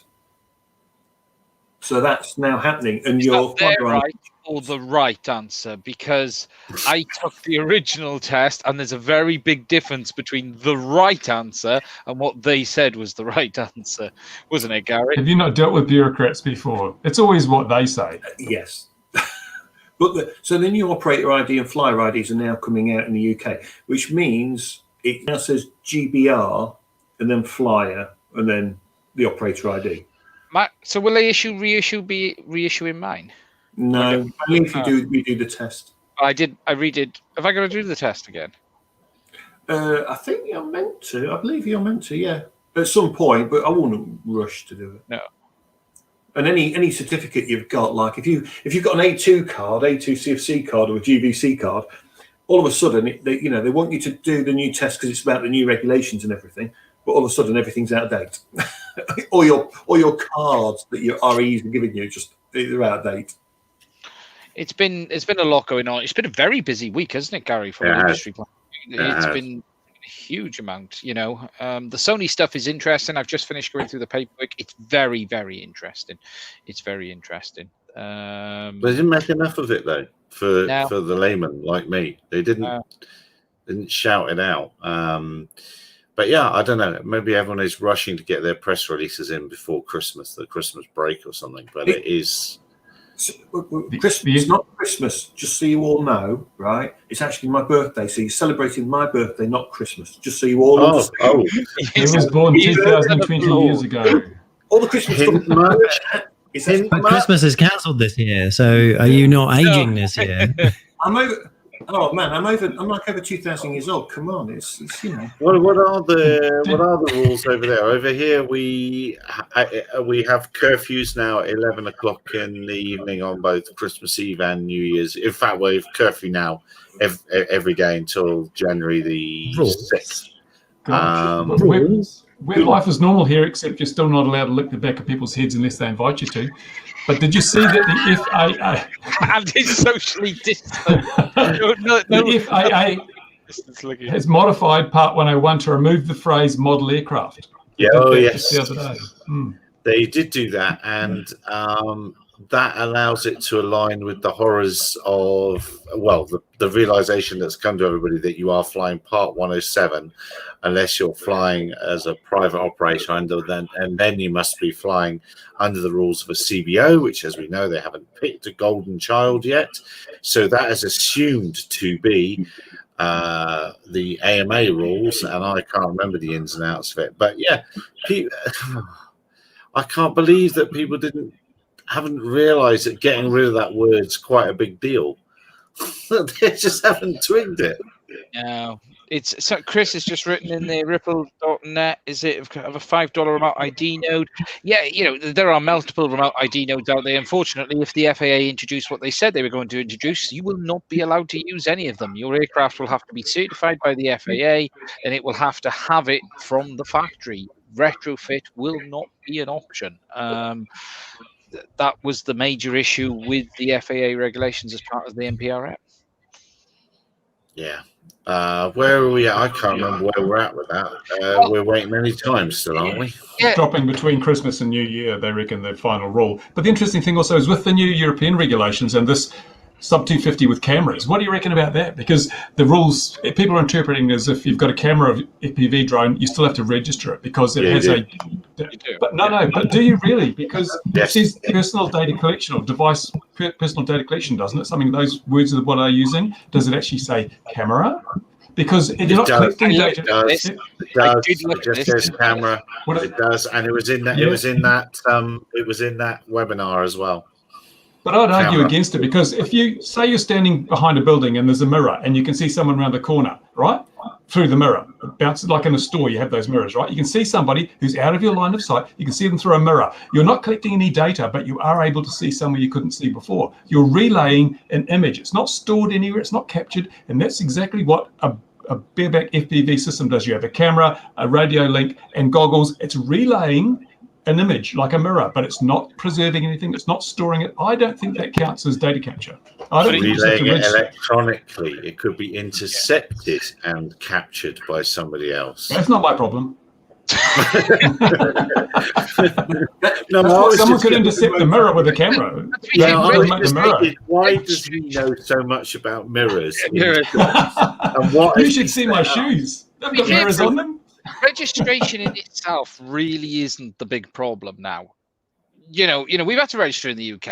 At the end of the day, it's very little effect overall. Yes, I've had to pay, what's it, £9 or something, I think it is. And okay, we can stand here and argue all day. Should I have to register? I've got to register a bloody telly. I've got to pay to own a telly in the UK, let alone anything else. You know, we have plenty of stupid regulations in the UK, so it's just another one to top over the end. I think the big concern for FPV is remote ID. That's where the big issue. You know, it shouldn't be required. But we're I think registration is a much bigger thing than you're making it to be, because I remember when I was younger, we were all joking about one day the government will tax the very air we breathe. Well, they're doing it, because you can't use that air unless you registered your thing. Also, it opened the door. They thought, let's see how much kickback we get from registration. Yeah, they're just sheep. They're accepting it. So we can do whatever we like and ride roughshod over their freedoms, because they've proven they'll do whatever we say. And now we start winding up the wax. £9. Next time it's £18, because remember how much it was going to be originally, £16.50 or something. And they'll wind the screws up. You guys have just said, hey, we are willing to bend over and you can do whatever you like. So we're easy pickings. We got no choice. It's law now, Bruce. Everyone's got a choice. Civil disobedience is a choice. It's a choice. You can look at marijuana is illegal or was illegal in most countries around the world, and people just said, "Oh, damn your rules. We're going to smoke it anyway." Now it's legalized in America. It's legalized in Canada. If you continue to ignore the rules, eventually the bureaucrats realize, well, we've got these laws and no one's following them. We might as well get rid of them because they're not having any effect. Bruce. Yeah. Bruce, I think I finally figured it out. Bruce. I think you're a rebel without a cause, aren't you? I've got plenty of causes, but I'm still a rebel. Without a clue. It's not. You know, the reality is in the UK, it is now law. We are legally required as a PFCO. I have to. It's even in my ops manual. I cannot apply for my PFCO without it being in the ops manual. They won't even put it through, will they, Mark? It is a requirement now to have it in the ops manual, isn't it? To have what in the ops manual? Your registration, your drone registration. You have to have it in. Operator ID in the manual. If it's not in the manual, you ain't getting a PFC. Well, an operational authorization. Well, yes. Not yet. Nearly there. But yeah, okay. Look, people in the UK, the reality is a drone flyer can just choose not to register. Is it going to cause mass death overnight? No. Is it going to cause the end of the industry? No. At worst, they might find a police officer who actually knows about it, because based on my experience, they don't, and that's nothing bad against the police. That's completely bad against government legislation, which is too difficult to understand. Having been someone who had his shirt felt over the use of a drone in very recent times, it was clear they are out of their depth, and they were great guys, but I was standing there telling them how it works. You know, right, this is my registration, this is my PFCO, this is this. And they were just like, that's bigger than the one I've seen before. Did you hear that before? You say that's because it's better than the one that's went before. Well, it was an Inspire, so you know they were open, you know, and they were expecting to see a Mavic, and when you show an Inspire, they're like, "Ooh, okay, what's that thing?" But the reality is, at worst, you'd get your shirt lifted and they might know what they're talking about. The reality is, police officers haven't even been briefed on this stuff. They get, the guys said to me, they get hundreds of complaints a year. Most of them, they never see anyone. Most of them, they never find it. It's a phone call. They take a drive around. They don't find anything. They carry on with their day. And that isn't going to change. I think the big problem arises is when something happens. And there's always been this concern, and Bruce will agree with me here. The drone ID becomes another target on our back, registration, which is Gatwick proved that they are willing to kick anyone's door in if they feel there's enough evidence that you've done something, regardless of actual evidence. We had a couple who completely had their life turned upside down for literally living in the wrong place and someone saying, hey, that guy flies a drone. And that's my only big concern is I live somewhere where there are massive energy installations.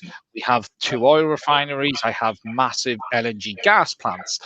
If someone does something stupid close to them, and I'm not even saying actually causes an incident, I'm pretty certain I'm getting my door knocked. And I'm pretty certain if they walked into here, I'm getting nicked. Because this place is, it's for them, they'd look at it and go, we've got him. You can see the newspaper articles already. Look bits of aircraft everywhere. There's in the media, it'd be sophisticated equipment to measure high-powered equipment. Yeah, look at our barrister friend. Yeah. Look what happened to him with Gatwick, the barrister guy that's on here. Do you think that would change, though, when there are 200,000 drone pilots in your town, for instance? I think there's less chance of it being me.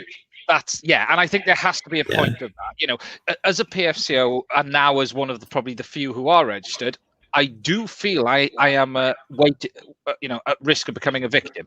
Do you know what I mean, Richard, by that? It's a sad state of affairs, but they've already proven, it's not a conspiracy. It's not madness. They've actually done this, haven't they? And that's the problem.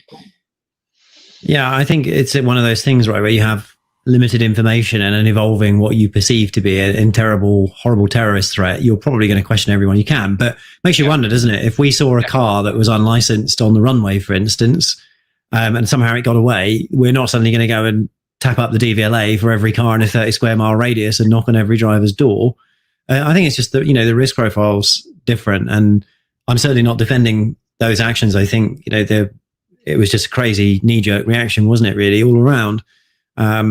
But registration in and of itself, I've always thought, I don't necessarily understand and agree why we have to register every vehicle. We don't register every vehicle that goes on the road, right? You can ride these things called bicycles, and they can cause accidents. And they get killed quite a lot as well, but we don't register them. Electric scooters. Electric scooters. They're technically not legal, test. You don't even need a competency test to ride a bicycle, and you're mingling with the traffic. Also, you probably saw my tweet where someone else fell off a cliff while taking a selfie. You got cell phones, you don't need to register or set an online competency test to use them, but they kill people all the time. Darwin Award winners. That's what they are. That's just Darwinism. The person falling off the cliff taking the selfie. That's Darwinism kicking in. I was sent, and I was sent a thing. Some people are sure I want to put it on SUS News today, and the first thing it said was that 20% of people think that drones are a nuisance in the UK. So I immediately thought, well, that's 80% of people think they're not. And 30% think that deliveries will never happen, and that then made me think, well, that means that 70% of people think they will. So it's amazing the stuff. This is speaking to how people's view of things are. So if that's a genuine survey, then already the public's coming to our side, and that's not a drama at all. No, I think lots of people see lots of really good creative uses of drones. Like, we're having some building works done on our house, and the builder I was having a chat with was like, oh my God, you're telling me I could have done this survey without scaffolding? It's like, yeah, you could have done. I couldn't have done it for you because I'm not a permit holder, but you could get one of these and you could totally have saved me and you time and money. So all sorts of people are coming up with ways of using it. You're not going to beat my brother's definition of that. He says, "Can it beat a man in a bucket?" That's how my brother does it. Can it beat a man in a bucket? At flying, yes. Yeah. Give me a big enough stick, I can beat anything. Yes.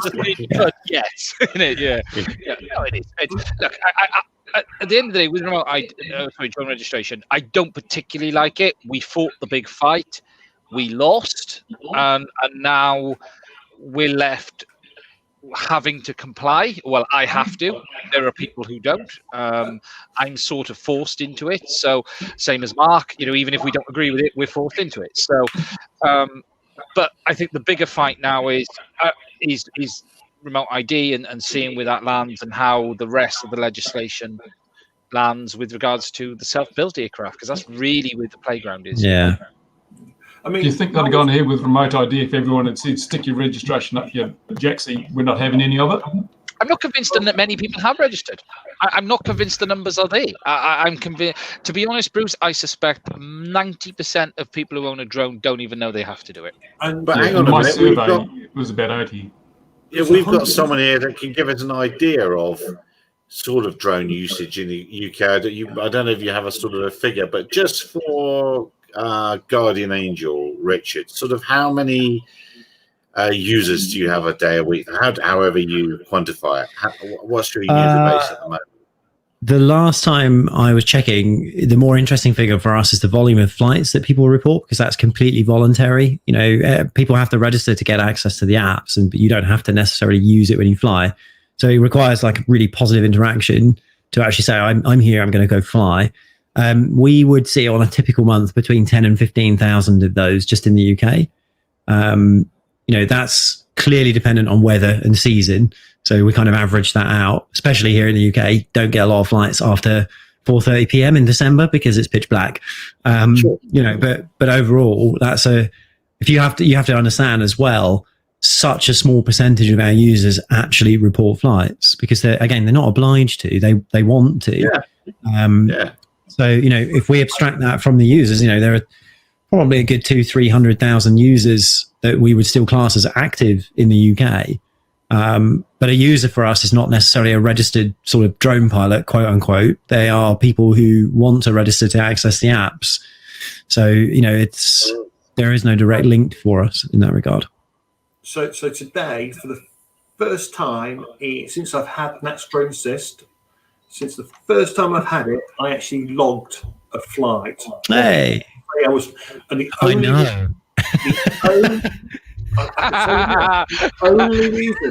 only reason I even bothered logging it was because of the job we were doing, and we had the M300 out and everything. And I thought, do you know what? Yorkshire Police have been moaning on Twitter, please call us. And I wasn't going to phone 101. I'm not messing about with that. If their officers know anything, they know to look on the app. So I just went operating, commercial operation, building survey, done. That's it. And I only did it because of what we were doing was such it was in an interesting area. But I have to say, oh my God, the M300, what a machine. It's blowing me away. What a good advert. Standing too close to the propellers. Well done. Yeah. I think an interesting thing there, Mark, is you just coming in on that flight report. Thanks for reporting the flight, because you didn't actually help the authorities there. You helped everyone else that was looking to fly in that vicinity at that time. Because a lot of people think that if they report the app on the Nats Drone Assist app, they're actually reporting the flight to Nats. They're actually not. They're actually reporting it to AA. And we guard that information very, very closely. So, it's very difficult to get that information back out of us in retrospect. So I think we've spoken about this before, haven't we, Gary, where, we don't want to make the same mistakes that other registration systems have made, where they're quite liberal in their, availability of that information. We have, legitimately, quite legally as well, refused law enforcement requests when they're overly broad or undue and don't necessarily meet that test for legitimacy. So, we see ourselves having an obligation when people do report flights, that the principal reason people do that is because they want us to do something for them, which is share their information with our community of users so that they improve the overall safety. Now, if you'd have gone forwards and we're using maybe our Guardian app, you could have optionally enabled something like airspace alerts, which meant we'd start looking for low-flying aircraft around you and send you a notification. But not everyone needs all of that. But again, it comes down to just keeping that information safe and sharing that information with those who need it at the right time. That's what we do with that. Yeah, if there'd been a low-flying aircraft where I was flying today, they would have hit something at 80 meters high. I would have been the least of their problems today. Honestly, if they'd been that low, they were already in serious storm. Yeah. But I mean, what I would love to be able to do on these apps where you do plus the flight is actually draw the area. I don't want a great big circle. I'm not doing a 500-meter flight. I'm just doing this bit here. This is where I am. And the worst thing was today was unlocking an M300. That was a pain in the proverbial butt. Because it's on the smart controller and they're really painful to unlock. It's not yours thing, Richard. I know that. Definitely not ours. I know that. I'm saying the M300's a real pain to unlock. I was in the airspace and it was just being annoying. But you could be 100 meters away with an M300 from anything. And my God, the zoom on that's just astounding. It's thoroughly impressive. Should be for the money. Well, I tell you what, I was 100 meters away from a building and I was up in the air and I went, the zoom's not working on this. Why is it all grainy and horrible? As I wind out the zoom, I then get into focus what I'm actually pointing the camera at. I was zoomed in too close. Wow. Just as we've been talking, Iris Automation have closed 13 million in Series B venture capital financing, and they're the people that do the visual 13 million. Pennies. Well, I know it is to a man of your caliber. Anyone with a chair like that, it is definitely pennies. 3DR proved that anything less than 160 million is chump change. Okay, we know that. You know, the two monkeys on the advert were on 20 million apiece. Yes. Oh, Steve's saying about the that's Cap 722 on the European thing. They explicitly made sure they told us that anything sub 250 with a camera was brought into the fold. They made every effort to make sure we knew that. I suspect RCA will go, if you've got a camera, we don't care, you register it, regardless of data capture or not. Yeah, I know you can argue that it's not being recorded as processing and all that sort of thing, but that's how they want to bring 250 into the fold. There's no doubt, or 250 and below. There's no doubt about that. So right, the tiny whoop, imagine putting your flyer ID on a tiny whoop now. It'll look like it will be a car registration plate compared to the size of the aircraft. By the time you put your number on there, it won't fly anymore. It's too heavy. Job done then, Bruce. Yeah, exactly. Yeah. Here's your number plate / anchor. Off you go. There was where was the police force? It was in America using tiny whoops to get into buildings, wasn't it? I saw that this week. They had those little ones. Yeah. And they're also using drones as first responding. For first responding, so they got I think it was an M300 that they're using with a big telephoto lens. So they just pop it up and look in the direction of where the call came from to see if there was they need 3 cop cars or 2. I assume that's what they're doing because I don't think they've got exemptions to fly beyond visual line of sight. Could be tethered, isn't it? Straight up. In the UK, the police can blue light it. They can go further than visual line of sight. In the UK. I hope they're more competent pilots than the Royal Canadian Mounted Police then. Or it's not right. I'm just going to say my police force are very good with drones. To be fair, we have a couple of very, very good drone-based police forces in the UK. They are extremely active on social media. They are very pro-drone as well, to be fair. You know, that if you follow them, they're good guys, and they really do share and promote the benefits of aircraft. You know, they don't get involved with anything to do with people not complying. These are guys who use these to save people's lives on a daily basis. Yeah, day in, day out. I'm going to put I'm going to put really bright red and blue LEDs on one of my drones and fly it around at night. I think it'd be flashing up and on that. It'd be so cool. Pull up behind, hover behind people at the lights, and and disappear, turn the lights off and gone. It's actually interesting. The UK, and Richard would probably agree with this, the UK actually is one of the only countries that has a drone police units that are out there and are very public in what they do, because I can't think of any in the US that these guys are on Twitter every day sharing what they're doing, showing what they're doing, how they're making a difference, and the UK is really leading in this aspect of things at the moment. I think I definitely agree with you. I think we see lots coming out of the UK, particularly from the police. And you're right. I share that sentiment. I haven't actually had a conversation with a police officer that doesn't recognise the benefits. And I'm talking about more widely than those who just are lucky enough effectively to fly them for their job as part of the police. Where I think we do a bad job in the UK is with other emergency services. I see America, for instance, is quite vocal with what it's doing in fire and rescue, etc. But I gather, I think the differences are that in America, fire and rescue services are private, effectively, run by different companies, etc. For local, rather than like centrally or federally, I guess, in the US kind of run. So I think it's very different. One might argue that the man that just left DJI was given carte blanche to hand out systems left, right, and centre to everybody, and now he's left. We might see a different attitude from DJI towards that in America. I don't know, Ian's when he's going to get me for that now. I'm saying nothing about Romeo. He's not a bad guy. No, he's not. He's not. In the UK, typically, the police forces and the fire service, they will often send the drone pilots from police service to the fire service because they do share resources on certain things. So certain ones, cash-strapped ones, they will combine. They will send that police unit to help that fire department. I don't think we get the same level of fire, do we? Do you know what I mean? Fire in the UK is a fairly rare thing now.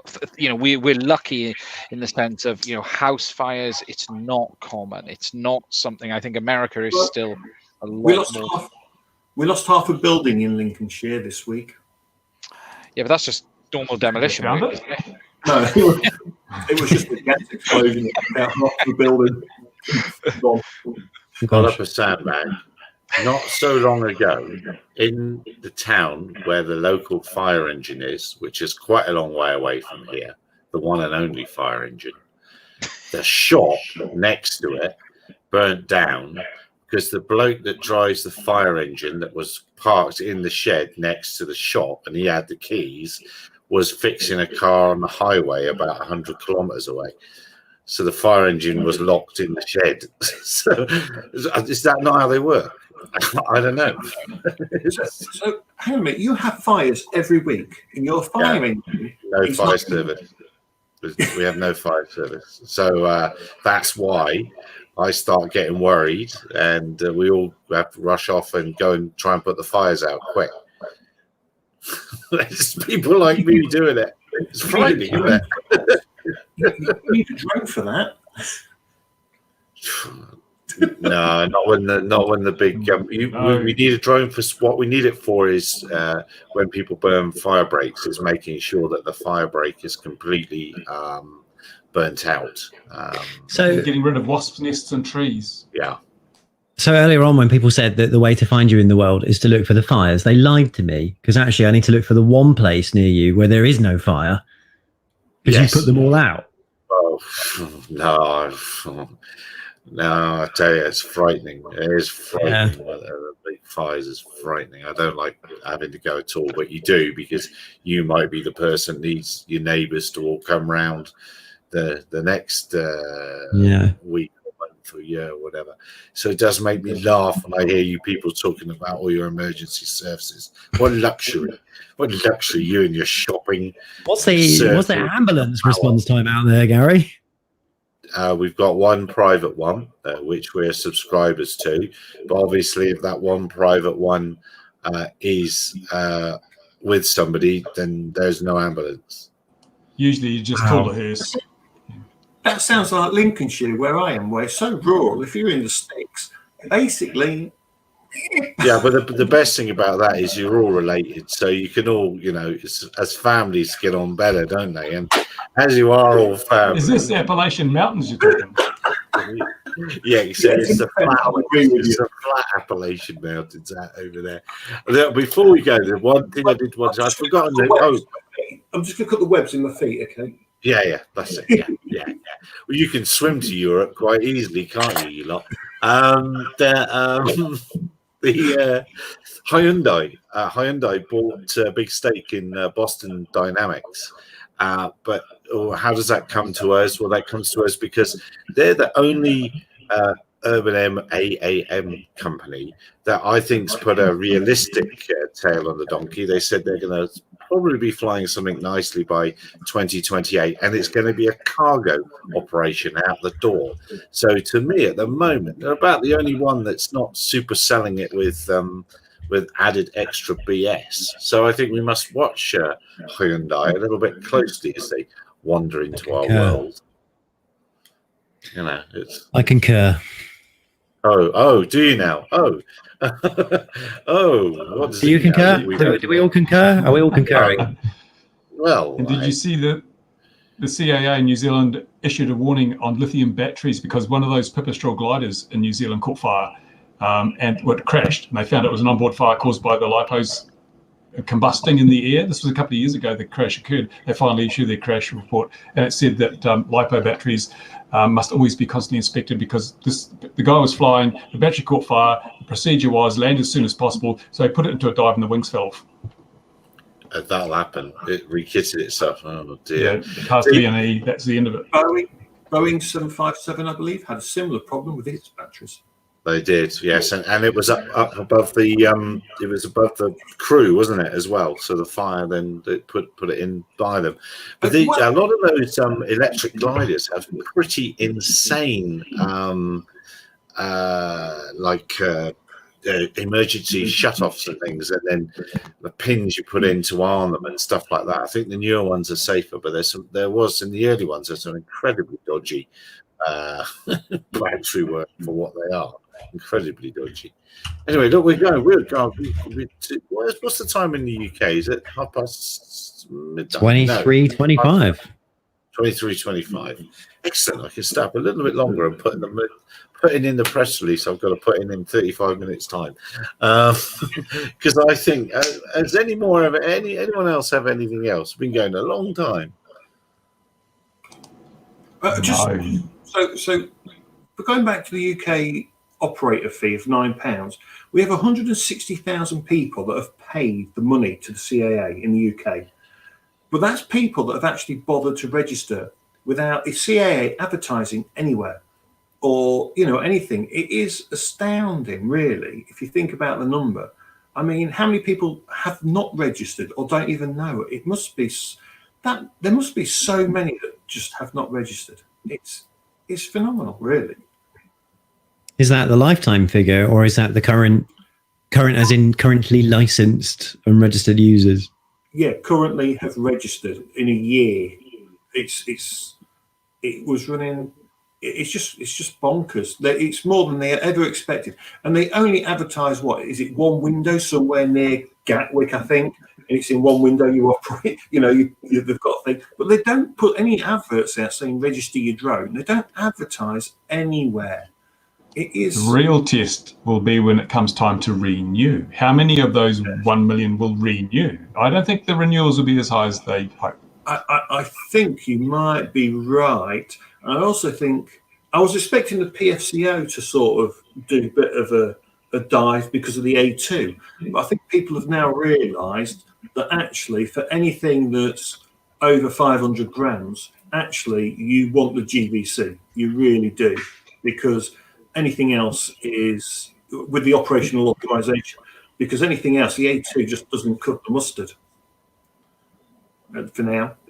And is that new Enterprise drone from DJI, is that C-marked at all? Do we know? Is it not? I doubt so. No aircraft exists that's C-marked as of yet. I didn't know when the Enterprise was appearing. Would it be? Yeah, no. Which is a real shame for that aircraft. You know what I mean? It's another SAP miss, really.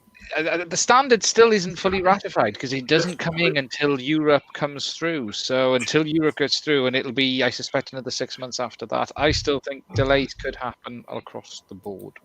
Germany is not happy. Well, Germany's not happy about anything. That's and we all know how that goes. Sore losers in 1945 years. Oh, here we go. Here we go. Don't mention the war. Don't mention the war. They don't like it up, Mr. Mandarin. They don't like it up them. It's definitely time to go, gentlemen and dear viewers at home. Thank you very much, one and all. Thank you for your time. It's been a great one this evening. Thank you, Richard, for having me. Surprise, chucked at you as ever. We look forward to speaking again. And congratulations on this one. And I have a feeling a few more interesting things are about to arrive. And so is it January you're starting this corridor or later in the year? Nicer weather when we can all visit. We'll be doing some flight trials in January, but it won't be in full operation until probably late February, early March. But again, it's a ramp up. So come see us in the summer. It's nicer weather anyway. Sitting in a field in nicer weather is better than sitting in a field in not nicer weather. Absolutely. No, that would be grand. I'll have to come what company is he from again? This Richard bloke is Altitude. Mince Pies. I suppose we should show him Altitude Angel and the app. Richard, what's the app? Hang on, can you change the colour of his sign? Have you changed? His sign to be. What colour do you want today, Gary? Red. Here we go. Festive red. There we are. Altitude Angel. That was worth the money, wasn't it? It was worth the money. There is. You can look at a sample of his data on the drone safety map on SES News. Better still is get the Guardian app from the usual places, and I think you're in DJI gear, aren't you, in Europe? I can't remember, something like that, isn't it? Yes, we give DJI all of their data for the safety zones in Europe. In Europe, that's right. So if you're a DJI flyer in Europe, you've seen this data anyway. This is the man you should blame. Making available data is different to blaming us for what they do with it, but that's different. It's different indeed. And 100 CB says it's still not working on SESU. I don't know why 100 Steve, because it's working here in this part of Africa. But to be very honest, they very kindly gave us a way of putting that up years ago, and we've never changed it. It's always kept working, so I'm sure it is working with me here. Anyway, this is a long goodbye. Everybody, thank you very much. Dear viewers, thank you very much. Be safe, wash your hands, wear a mask, stay away from other people. You're in the drone world. You haven't got any friends. We know how that is. So that will be all right. But look after yourselves. Be careful out there. And if we don't see you next week, have a lovely Christmas. Otherwise, 2100 GMT for everyone else. Cheers. Shilling the chair. Look at that. See how he did that? He got up too quickly and spun it, shilling the chair. Cheers for all that. Is that chair got a new bottom pad? Behave. Do we get a video? It's definitely time to go off air now. Cheers, everyone. Bye-bye.